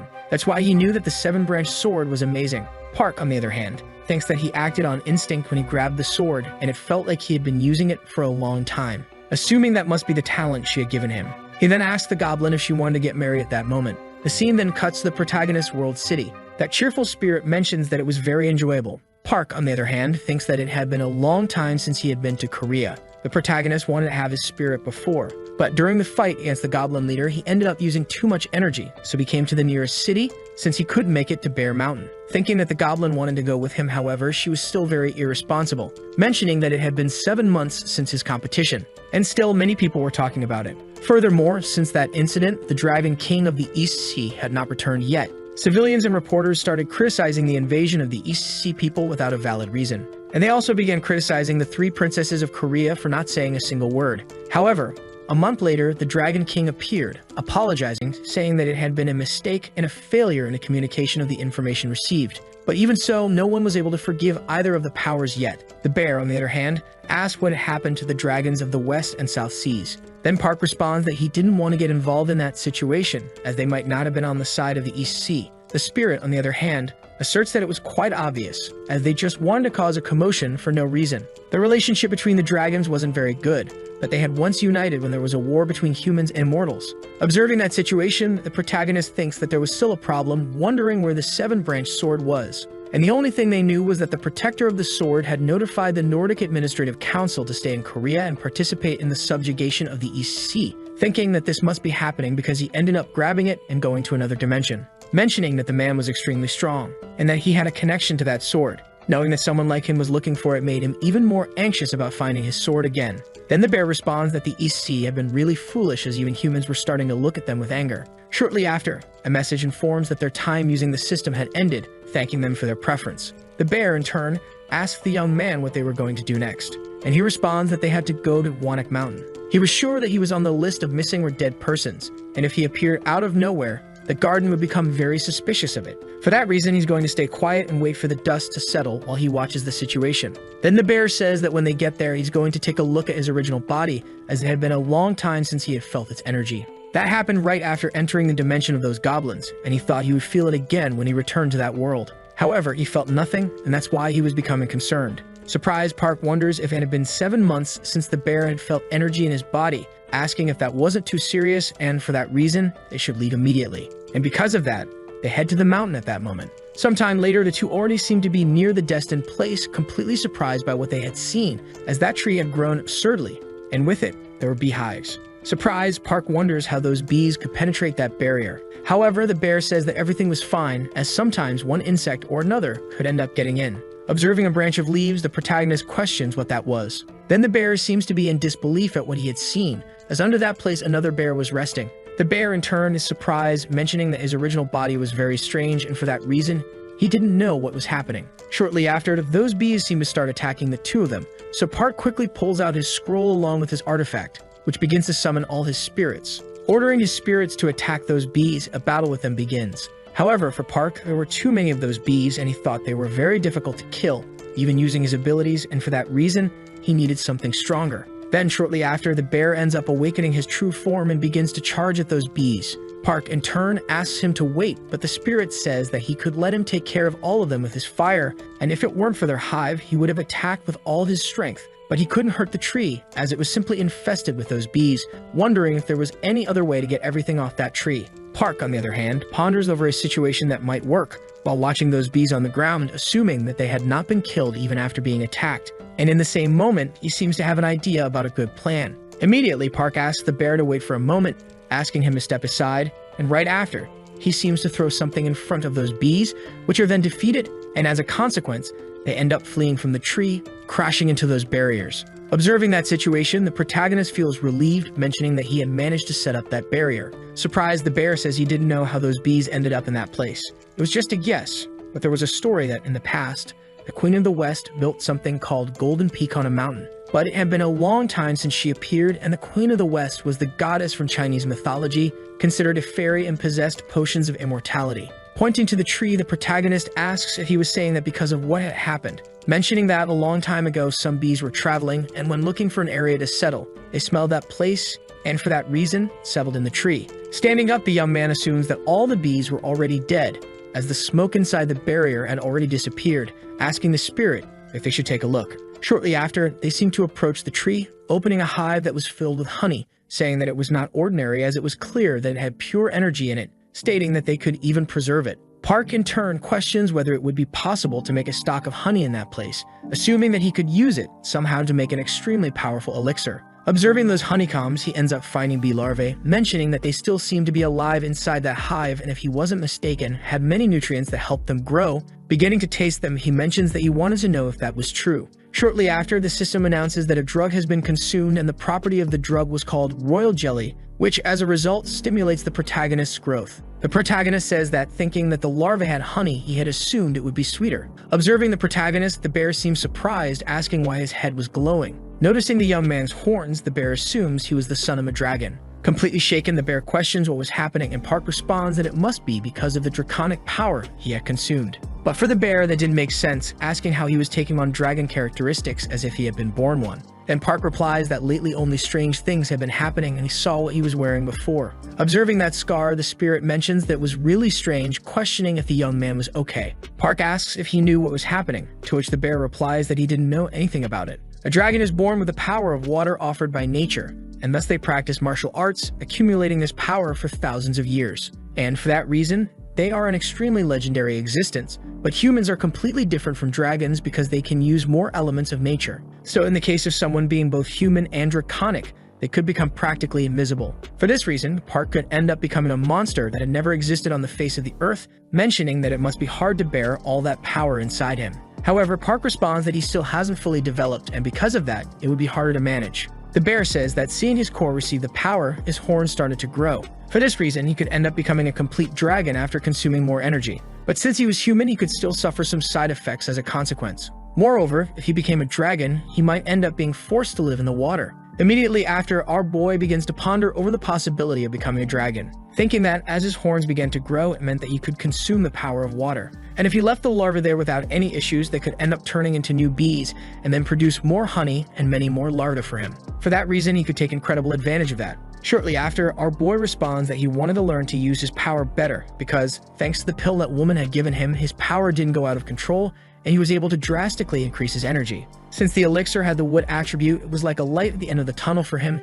asking what the correlation and contradiction of his elements were because some elixirs he used were ineffective, and it was probably because of his wood element. For that reason, if he used one that contradicted wood, he would probably be able to use the other properties without suffering too many negative effects. Then the bear mentions that it seemed like a good idea, asking what exactly he wanted to learn. He responds that he could try using that, pulling out various notes that were in his backpack, mentioning that they were books left by the disciple of the celestial wolf, and another was a scroll from that shinobi's family from earlier. He didn't have much to do in that place, and for that reason, he thought it would be fun to learn that kind of thing. Picking up a scroll, he mentions that he found it very interesting, stating that he wanted to learn that shinobi's technique, and with the 7-branch sword, he could already use 3 legendary items he possessed. Then the bear responds that he had good items and a good plan, and all he needed to do now was train and not attract too much attention. Shortly after, the protagonist responds that there was still something bothering him, mentioning that he hadn't yet delivered the black jade to his brother Dioki. However, the bear asks why he hadn't given the sprout to him in one of the many times they had seen each other and still didn't understand why he cared so much about giving it to the young man. Mentioning that the boy was a very intelligent person, but he still needed to see the world in a broader way, and he knew that he wanted to make a flute with the jade sprout, asking if he really thought he would be able to do that. And he bet he wasn't sure that such a threatening item could be functional. Calling the protagonist a fool, he states that he knew someone who would make that item and was sure he would succeed. Surprised, Park asks if he knew someone capable of forging a flute, Then the bear responds that even if he did, he wouldn't even think about giving it to Dioki. But the protagonist asks him to relax, as he was also very interested in that flute. The bear in turn questions if he wasn't lying about that, and the boy responds that he wasn't, as he would deliver it to Dioki's brother, thinking that it wouldn't make much difference whether he delivered it or used it in the end. Accepting the protagonist's offer, the bear says they would go to that place immediately, and the blacksmith he was going to introduce was known as the God of Fire. A long time ago, he settled his debt with his nephew and sister, and for that reason, they were heading to Mount Kua at that moment. Park, in turn, asks where that was, and the bear responds that maybe he didn't know because it was in North Korea. Park, in turn, is completely surprised, asking if the bear was by any chance North Korean, and moreover, the boy had a sister. However, the bear says he wasn't who he was thinking of because that mountain he named after his sister wasn't the same as that other mountain. After all, he wasn't the spirit of that place. However, his nephew was called Dangan, and according to the lady in the North Korean peninsula, there were 3 great powers that controlled the entire country, and it seemed that the bear's sister was in Azadol on Mount Kuo. Sometime later, the protagonist, along with the bear, seems to arrive at their destined place. Park, in turn, was completely in disbelief as they were really in North Korea. But in any case, they say that place is one of the most powerful in the entire North Korean nation, asking why he couldn't see it anywhere. The bear, returning to his human form, asks him not to stray too far from him. Park mentions that it seemed like they were still very far away, and the spirit responds that they had already arrived at the location. Observing something, our boy seems very surprised because in front of him were 2 giant statues that start to speak, asking who they were, as Azadol didn't allow the entry of visitors who were not invited. Shortly after, the spirit tells him to say that the red bear from Mount Wanak had come to see them. Then the statue asks them to wait a minute, and the bear responds that he had brought them a snack. Park, in turn, is impressed, thinking that they became so apprehensive when they learned it was the spirit, and now seeing him, he truly seemed to be of nobility. But even so, he still hadn't grasped the essence of that place. At that moment, our boy seems to start falling to the ground, mentioning that he felt a bit dizzy, completely surprised by what he had seen, as a gigantic city was in front of him, mentioning that they were using magic to hide the village, wondering how so many people were living in that place. The bear responds that not everyone there was as good a person as him, and that's why, before they hid in the Azadol of the human world, they selected the people who deserved to live in that place. There was a rule that everything in the right to live or die belonged to his nephew, who in the end allowed many to live in that place. Park, in turn, thinks they could say he was similar to the great leader of paradise on Earth in the north. Then a group of people seems to approach the protagonist, and the man mentions that the leader wished to see the spirit, who quickly asks who the leader was at that moment. The man responds that it was the Great Mother who was waiting at the main house, asking who his companion was. He responds that it was his subordinate and a child of his trust. Accepting what the spirit had said, the man asked them to follow him, and some time later, they all seemed to be walking together to the destined location. While Park was apparently blindfolded, the man mentions that they had arrived at the place. Park, still blindfolded, assumes that this was the main house of that place. He mentions that there was such a beautiful palace in that place, however, the place seemed strange. Then a girl was standing before him, whose name was On Ji-yu, mentioning that she seemed completely different from her lady. Next, the girl thanks them for their hard work, apologizing if she was bothering them with her request. Shortly after, that man leaves and only the protagonist and his spirit remain beside that woman, mentioning that it had been a long time since they had seen each other and she truly missed him a lot, starting to hug the boy, who was now in his human form, stating that her brother hadn't changed a bit since he disappeared and hadn't sent any news during that time, which is why she had been so worried. With a threatening tone, she says he must be tired from walking all the way to that place and for that reason should get some rest. Shortly after, the protagonist seems to understand the situation. Then the girl responds not to worry about it, as it was temporary. The girl in turn asks if he was afraid of her, as she was the only family he had left since they were still beasts living in forests. However, she was still very curious about him, asking why a dragon was there, coming as a subordinate of her brother. Shortly after, the protagonist removes his mask and says it would be easier to call him a monster. Sometime later, we both sit down to talk, and Park Han-yeol tells the story of how they got there. Eun-myo, in turn, says she understood, but it was still strange as the whole story seemed too exaggerated, and she then questions if the boy was trying to deceive her. The young man responds that wasn't what he was doing, and that it was precisely because Wanak trusted him that he had been brought along. A lot had happened, and he had to hide his identity as a monster, and for that reason they came there, seeking help and answers. The girl then takes a deep breath and says she understood. However, unfortunately, the fire deity wasn't there. Park Han-yeol, in turn, is surprised by what the young woman had said. Eun-myo feels awkward and says that he had already left Asado, but he had always been attentive to his family, so if they brought him a gift, he would make his flute. Next, Park Han-yeol wonders why Wanak made them come all the way there if the fire deity had been gone for a long time. The girl then says that the boy must have noticed by now, and that makes him curious. Eun-myo responds that her brother must have brought them there hoping that they would accept the boy into Asado, And to be more direct, perhaps he wants the protagonist to take the throne, which will soon be vacant there. On a flying base, Deok and Yuwa are sitting in silence, and the young woman then asks what the boy was thinking, and he in turn responds that it was nothing. The woman asks if he wasn't enjoying the fact that he was participating in that meeting, because he had said he wanted to be at the forefront of the subjugation of the East Sea. Deok explains that since the Dragon King of the Sea had attacked them, causing them to lose the seven-branched sword, they had started to suffer a lot of damage. Furthermore, many innocent people ended up dying because of what they did, so they couldn't forgive them. And no matter what happens, they would make him pay one way or another. Yuwa tells him not to come up with such crazy ideas, because the sea creatures were now their enemies and must be eliminated without leaving a single one alive. And if the boy said that again, she would remove him from leadership. Deok, in turn, decides to obey the orders. Next, the young woman thinks about how, during the meeting, everyone had agreed on the subjugation, and that a new dragon would have to take the throne that would be vacant after they subdue the entire East Sea. Depending on the new dragon that assumes this role, his power could have consequences they couldn't even imagine. But the good news is that there weren't many dragons, so not just anyone could ascend to the throne. And they also couldn't let anyone take advantage of that. They needed a new child for that position, a dragon that would remain in the palm of their hands. Park Han-yeol asks Eun-myo for help in hiding the fact that he was a dragon and letting him leave a saddle in peace. The young woman says that assuming the Dragon King's throne would be the easiest way for him to have peace. The protagonist in turn responds that even then, they would still treat him like a dog, and what he hated most was living as a puppet in the hands of someone powerful. He then lowers his head, saying that if possible, he would like to receive some advice about his future actions. Unlike others, he never had the chance to meet many people he could truly trust.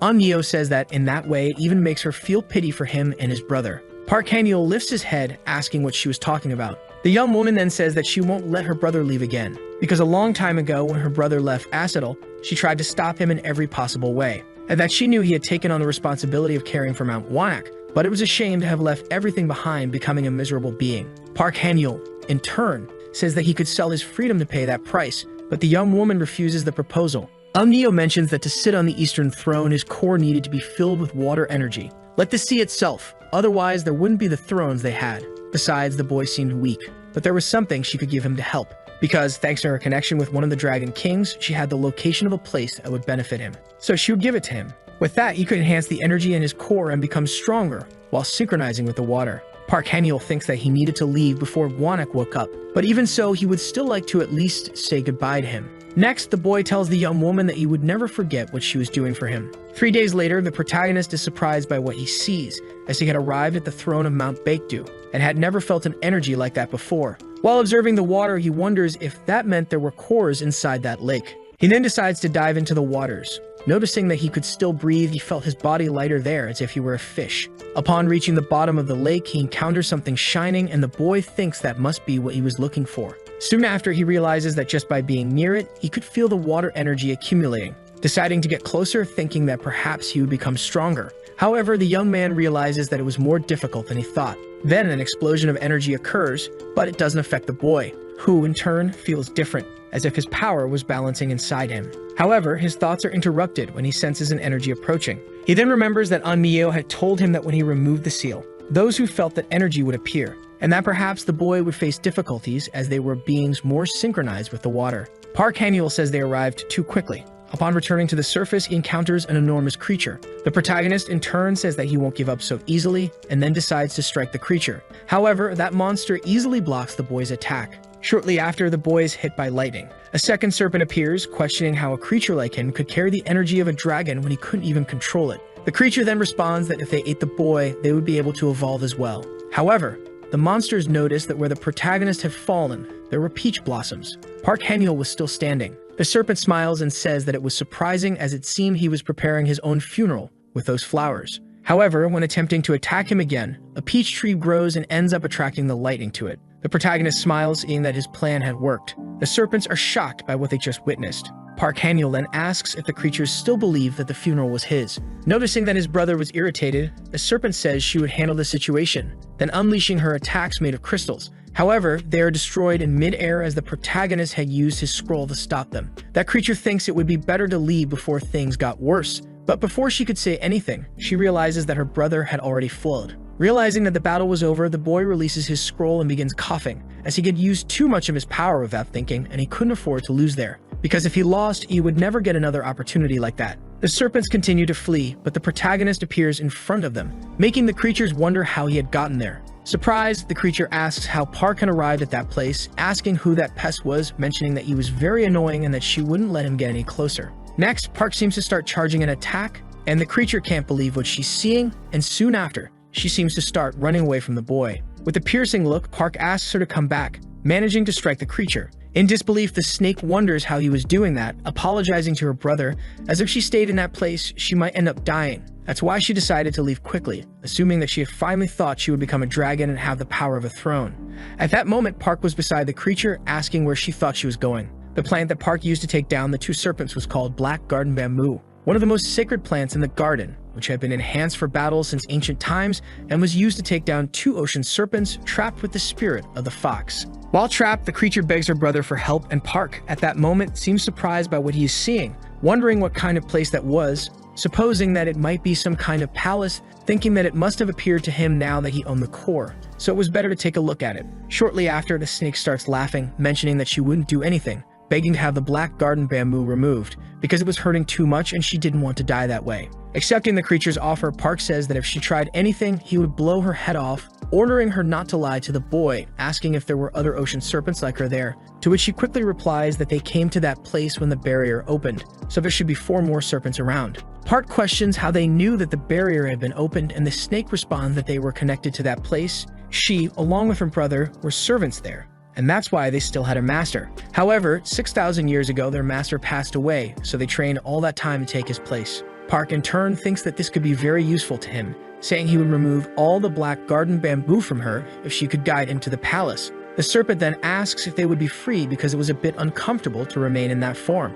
Next, the creature transforms into a beautiful woman and introduces herself as Herrick. The protagonist, in turn, says they should continue. The girl looks back with a sad expression, lamenting that she and her brother ended up like this, but was happy they were still alive. Inside the palace, they stand before an enormous door. Herrick explains to the boy that everything within the structure moved according to the core, and it could be used freely by the water bearer. Since her former master died, that place became a sacred site, so anyone unworthy wouldn't be able to enter and open the barrier. Park thinks the strangest thing was that outside there was water with floating fish, mentioning that in that place, he could make a garden outside. Meanwhile, the two continue to walk. Then the serpent informs him that this was the Dragon Palace's vault, and only the core bearer would be able to open it, and all the treasures her master possessed were in that place. Next, the protagonist seems to be casting a spell, saying they should take a better look at it. Shortly after, he manages to open the place. Looking around, he notices that it was very clean. However, he is surprised by what he sees as a giant bookshelf stands before him. Observing its contents, he mentions that those books didn't seem like anything special. Starting to read one of them, he realizes it was a martial arts book. Then the serpent, now in human form, informs him that those were the celestial techniques of the dragon and her master had practiced all of them. Park, in turn, asks what she and her brother had trained in all that time to be able to claim that place. The serpent explains that most of them had sought a master capable of guiding them, but in her case, she and her brother hadn't had a master since theirs had passed away. Since then, they had been making do with what they had. Park thinks that must be the reason why the serpent so strongly desired to return to that place. And if he were to take seriously what she had said, they might end up evolving into dragons if they learn to use their techniques correctly. Understanding the situation, Park allows them to use the books. However, for that to happen, they would have to become his subordinates, to which the serpent quickly responds that she would do so with great pleasure. Handing a book to the creature, the boy says that would be her first task, asking her to be ready to receive visitors. Thinking that the serpent would do well in her human form, he wonders if all ocean creatures were like that. He also wanted to know what her brother's human form was like. Sometime later, a man seems to be sitting at a table, drinking. The protagonist then thinks that he never imagined a deity like that would meet with him personally. Even though he was only a pure immortal, he was still receiving due attention because of his draconic energy, which meant that Yuo would respect him in the same way. Shortly after, the man starts speaking, asking why he was seeing him so soon after arriving at his palace. The boy then seems to take out a type of bamboo, mentioning that he needed a favor from him. Observing the object, the man realizes is a black jade sprout bamboo. Park, in turn, says that he wishes for him to use it to make a flute of peace. Hearing what the young man said, the man replies that he was quite a greedy young man. However, the boy insists that he didn't want to do anything bad. The man in turn says that he didn't need to explain his reason, but he should relax more. After all, his job was to make his items. Observing the object, he mentions that was a good size and should be enough to make a fine flute, and for that reason, he would try his best. Park, in turn, thinks that he had been quick in his analysis, which meant he was an excellent craftsman. Next, the protagonist mentions that there was something else he wanted. At that moment, he seems to start removing something from one of his spells, and as a result, a sword appears. The protagonist thinks that he had found that sword in the ancient Dragon King's vault. The moment he touches it, a terrifying aura begins to take over the protagonist, saying that the energy was strange and couldn't be compared to rage. It made him feel bloodthirsty, as if he were anxious to kill someone like an assassin. Observing the situation, Park thinks that this was a problem because it seemed useful, but even so, he wasn't able to wield it properly. While looking at the sword, the man says it seemed to have something unusual about it. Next, the man attempts to pick up the sword. Park quickly asks him to wait, as it was completely different from conventional swords. However, the man easily manages to hold the sword, leaving Park completely shocked by what he saw, as he had barely been able to control the sword with his power, assuming that was the power of the greatest craftsman in the world, the one who held the title of the fire deity. Then the man informs him that the sword possessed an evil energy created by the dwarves of the north. Its strength was incredible, but it held a terrible energy that could destroy whoever used it. However, that could be fixed by making a new scabbard, and if he had a scabbard that could control it, it would seal its energy, allowing him to use it only when he drew the sword. However, he should remember one thing, because even if he managed to use it, it wouldn't leave him alone until it had his blood on its blade. Park, understanding the situation, says he would keep that in mind. And the man informs Park that he would return once he finished making his flute and scabbard. Meanwhile, the protagonist seems to be analyzing something, saying that it was incredible,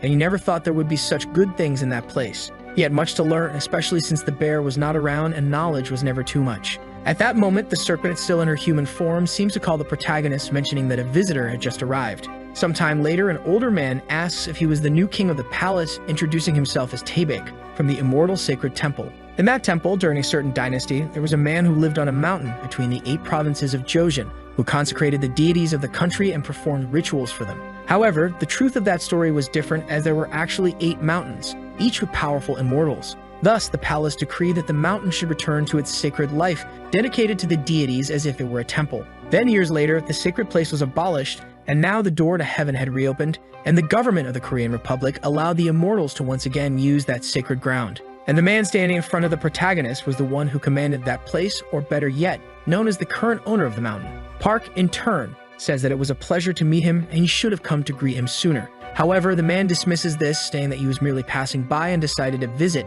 mentioning that he had also brought along a disciple. The girl, introducing herself, says that she was the elder's youngest disciple and her name was Shin, thus, it was a pleasure to meet him. Observing the girl, the protagonist seems surprised, saying they should sit in a room and asking them to follow him. Sometime later, the 3 of them seem to be walking. Meanwhile, Park thinks that the girl had changed quite a bit, as it seems she had become the disciple of that priest. But in any case, the visit was very strange, and he wondered what the priest might want. Soon, the priest begins to speak, questioning the protagonist's relationship with the noble bears. The boy explains that they were very difficult beings and at the same time owned many things between heaven and earth. But in truth, he owed a lot to them and only became friends with one of them because he had maintained a close relationship. The priest comments that Park hadn't even reached 100 years of age and was already ranked as a pure immortal, and yet he already had a palace. He had seen few young people like him achieve so much so quickly. Introducing his disciple, he mentions that she was also young, had excellent skills, and was almost reaching the celestial immortal level. For that reason, he proposed a wager, asking what the boy thought about training his disciple.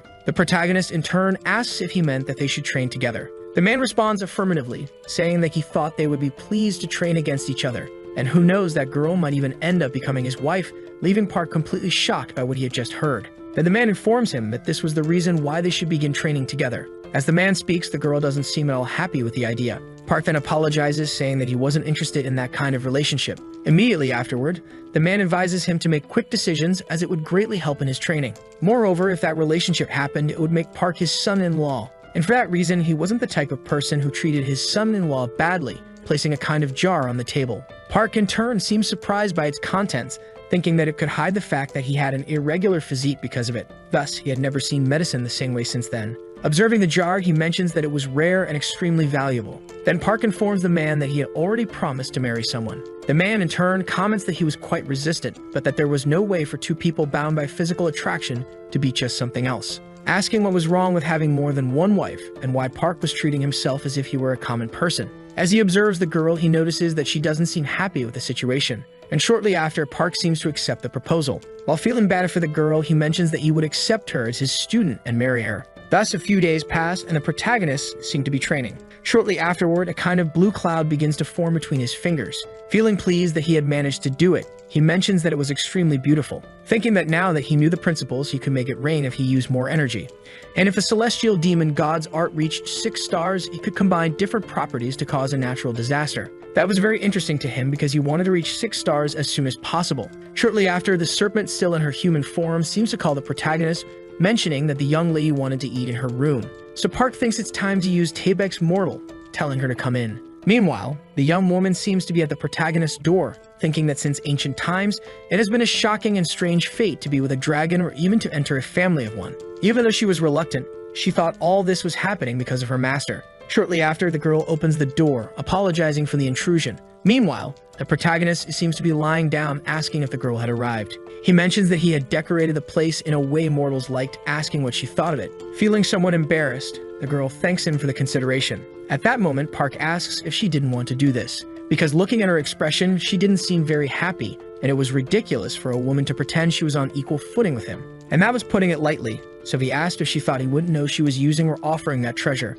because her master had offered it along with that, questioning how she earned the title of Celestial of Baek. Hearing what the boy said, the girl becomes completely enraged. Drawing her sword, she says that if he insulted her master one more time, she wouldn't forget it. At that moment, the protagonist summons one of his spirits, saying that this was becoming more interesting as a mere human was insulting him. He states that he is the king, and this is his palace, and no matter how much one flew or crawled in his direction, there's nothing a mere celestial immortal could do. Observing the situation from the ground, the girl remains silent. Shortly after, the protagonist asks her to follow him as he had a better alternative to solve everything. Then he seems to take out some kind of object, asking her to eat it. Observing what the protagonist was offering, the girl wonders what it could be. As she takes the item, the girl thinks it might be a life pill to preserve the 8 treasures, thinking that it was a basic pill, but she didn't really need it right now. However, judging by his skills in making medicines, this creation might be different from the one she had consumed before. Starting to eat it, she thinks there was nothing wrong with it, so she might as well try it once. At that moment, the girl is surprised by the effect, as it was definitely a well-made medicine, leaving no aroma or taste. Supposing she had never had this feeling with her master's medicines before. Moreover, the internal injuries she had suffered before were completely healed and her strength was increasing. The girl then asks what kind of technique the protagonist had used. Park responds that it's just a matter of having quality ingredients and excellent skills, and his were quite special, so the girl should be happy. For that reason, her master seemed to be a rather difficult opponent to ignore, and it seemed he didn't intend to use the art of unlocking the center on her, asking what the girl thought about them being husband and wife outwardly. The girl asks if he really thought her master wouldn't find out everything, and the protagonist asks if her master had no thoughts of consuming the medicines he made. At that moment, the young woman seems surprised, realizing what was happening. Then Park responds that he would continue refining medicines for her, and for that reason, she should provide the blue void eye. The girl in turn thinks that, considering the pill that increased her strength before, of course, she had no doubts about it. Accepting the offer, the girl mentions that he should promise one thing at least. Since the blue eye was a precious ingredient, he should inform her when he intended to use it. Then Park says that if it ever got to the point where she thought he was using it inappropriately, she could always cry and go to her master. Shortly after, the girl asks what he was going to do with it. Park responds that with that item, he would make a kind of liquor, leaving the girl completely surprised by what she heard, wondering if she really should have handed that item to the boy. Sometime later, the protagonist already seems to be drinking the item, thinking that the effectiveness of his medicine had slightly decreased, and its effects now worked faster and lasted longer, in addition to being much more effective. With this, he had practiced enough, so we should start taking it, creating something with a blue eye. Shortly after, the girl from before appears again, apparently drunk for some reason, beginning to say all sorts of confusing things to the protagonist, asking him to give her something else as he had promised it to her. No longer able to tolerate the situation, Park asks if his subordinate could take care of her, leaving the drunken girl completely irritated, asking if he didn't know that he couldn't just ignore people, mentioning that her father was a high-ranking firefighter who had received a presidential honor, and besides, he was an old man, sneaking out thinking no one would know about it. Hearing what the girl said, Park seemed surprised, thinking that he had unexpectedly stumbled upon something interesting. For that reason, he should think of a way to gradually make use of this information, but before that, he should use that item properly first. A few days later, the protagonist seems to be in a part of his forest, thinking that the place was good, and considering that the ingredients were so great, their aroma was strong and it could be problematic if the immortals of Seoul noticed what he was doing. Then, shortly after, he uncorks the jar containing the contents and a glow begins to emanate from it. Park, in turn, thinks that the smell alone was enough to make him feel intoxicated. This drink contained the essence of immortality peaches, and using bee carcasses as fertilizer had made them grow larger and more flavorful. Next, the protagonist seems to pour some into his cup, thinking that it could indeed drive someone crazy. Then someone seems to be behind him, and he quickly puts on his mask, thinking it might be an immortal as he hadn't sensed the presence. The mysterious man tells him not to be so cautious as he was just someone who really enjoyed a good drink. Observing the man, the protagonist seems to recognize him. The elder then asks if he wouldn't mind sharing a sip, mentioning that the aroma was hard to resist. Park kindly offers him some, leaving the man completely delighted with what he had received,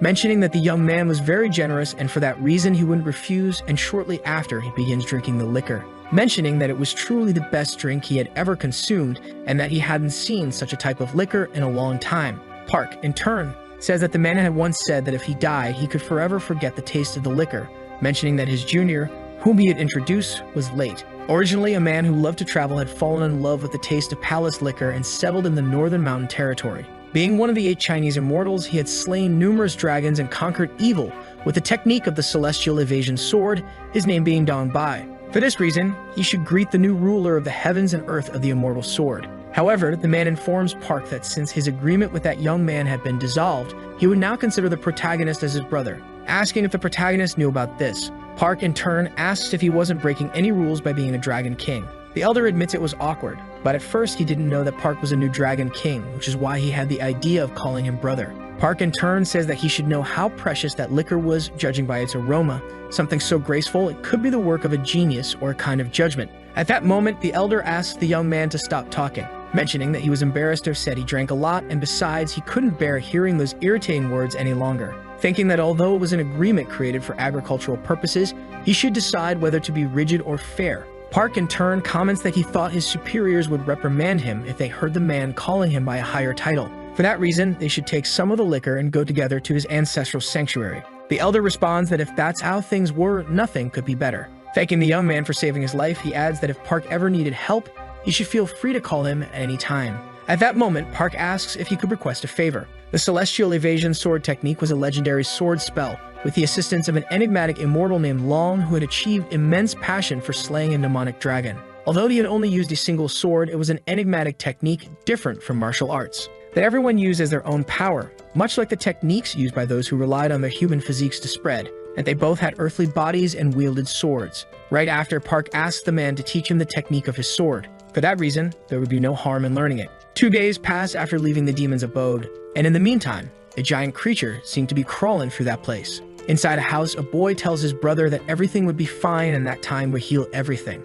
At that moment, the creature appears in front of the boy, who then begins to charge toward it. With tears on his face, he hugs his brother tightly. Then the protagonist appears, saying that there was a good fertilizer in that place, and shortly after, he attacks the creature, easily defeating it. The boy, watching the situation, is shocked, realizing he was still alive. Park, in turn, says that as a result he gained more fertilizer, but is surprised to find 2 children in that place. Seeming to understand what was happening, he supposes the children were offered as sacrifices, becoming completely enraged by the situation. At that moment, the creature rises again, charging toward the protagonist, warning that it would defeat him first. Shortly after, an explosion occurs, and within seconds, the creature is easily defeated. The boy thinks that no one could save them, and for that reason, they were going to die. But in that same instant, he is surprised as the protagonist stood above the creature, which was utterly shocked, questioning how Park was still alive after it had devoured him. Park begins preparing an attack, starting a series of cuts on the monster, mentioning that this wouldn't happen again. However, the protagonist gives a smile, and shortly after, he activates his special ability,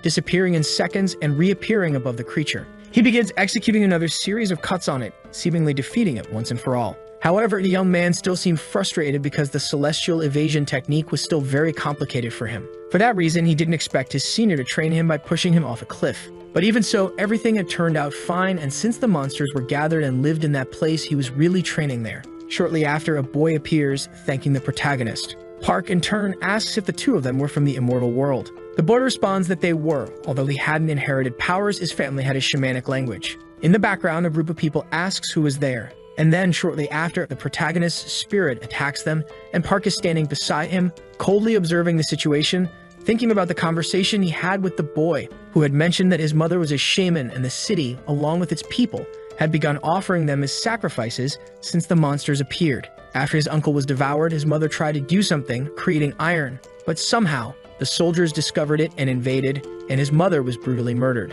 Irritated Park, watching the situation, thinks that she had tried to protect her village. He then places a hand on the boy's shoulder, telling him not to cry and assuring him that he would avenge his family. Returning to the present, the boy is attacking alongside his spirit, performing a series of strikes on the building, mentioning that his spirit seemed more loyal lately, probably realizing the status difference between them now that Park had become a dragon. Moreover, the spirit seemed to get along very well with the bear, much better than expected. Shortly after, the spirit appears with a man in its mouth. Park in turn says he had thought the man was a fairy or some kind of immortal, but it seemed he was just a monster possessing a human body. In addition, they appeared to be a bunch of fools. Angrily, the wolf asks who Park was to come and cause trouble inside his spirit faction's mind. Then Park says he had come to that place seeking retribution for the innocent lives they had taken. However, the man warns that it was probably the shaman who spoke of that, for if she created that thing for their lord, there was nothing that could be done about it. Park wonders if they had a lord, as it seemed they imitated humans and even created their own hierarchy, even possessing the body of a human official,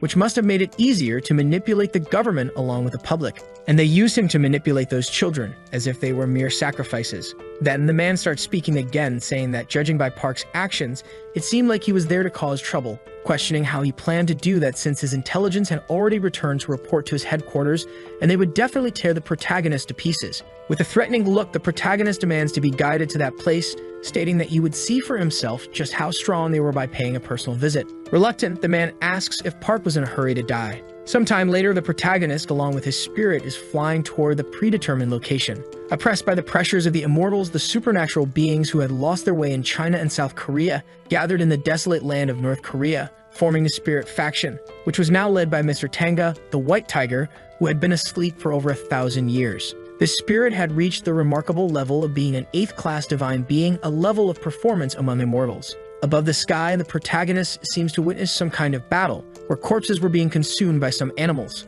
Park, in turn, thinks that they weren't just pretending to be human, but were also openly engaging in acts of cannibalism. Preparing a spell, he calls all those animals disgusting, unleashing a spinning tornado toward them, leaving the creature completely disbelieving at what it was seeing. Shortly after, Park commands the release of the wolf, who begs not to be thrown. But even so, without mercy, the wolf is tossed into the tornado. Park, in turn, coldly observes the situation when suddenly an explosion occurs. In the midst of the chaos, a man wonders what's happening, mentioning that it seemed like a very powerful individual was causing the disturbance there. Then the protagonist, in his thoughts, is surprised that the wolf was able to escape from his tornado so easily. Continuing to speak, the wolf is shocked because he assumed Park was just an ordinary individual, daring to address him so casually, and shortly after, he orders his underlings to attack. But in that very moment, a lightning bolt strikes one of them, and as he looks back, all his subordinates are easily defeated. In a matter of seconds, 2 serpents appear before the wolf. Park, in turn, mentions that they must be hungry, so they should use their power that late night, asking them not to keep him waiting long and to finish it quickly. So the video ends here. If you don't want to miss the next part, activate the notification bell, and see you next time on Tov's channel.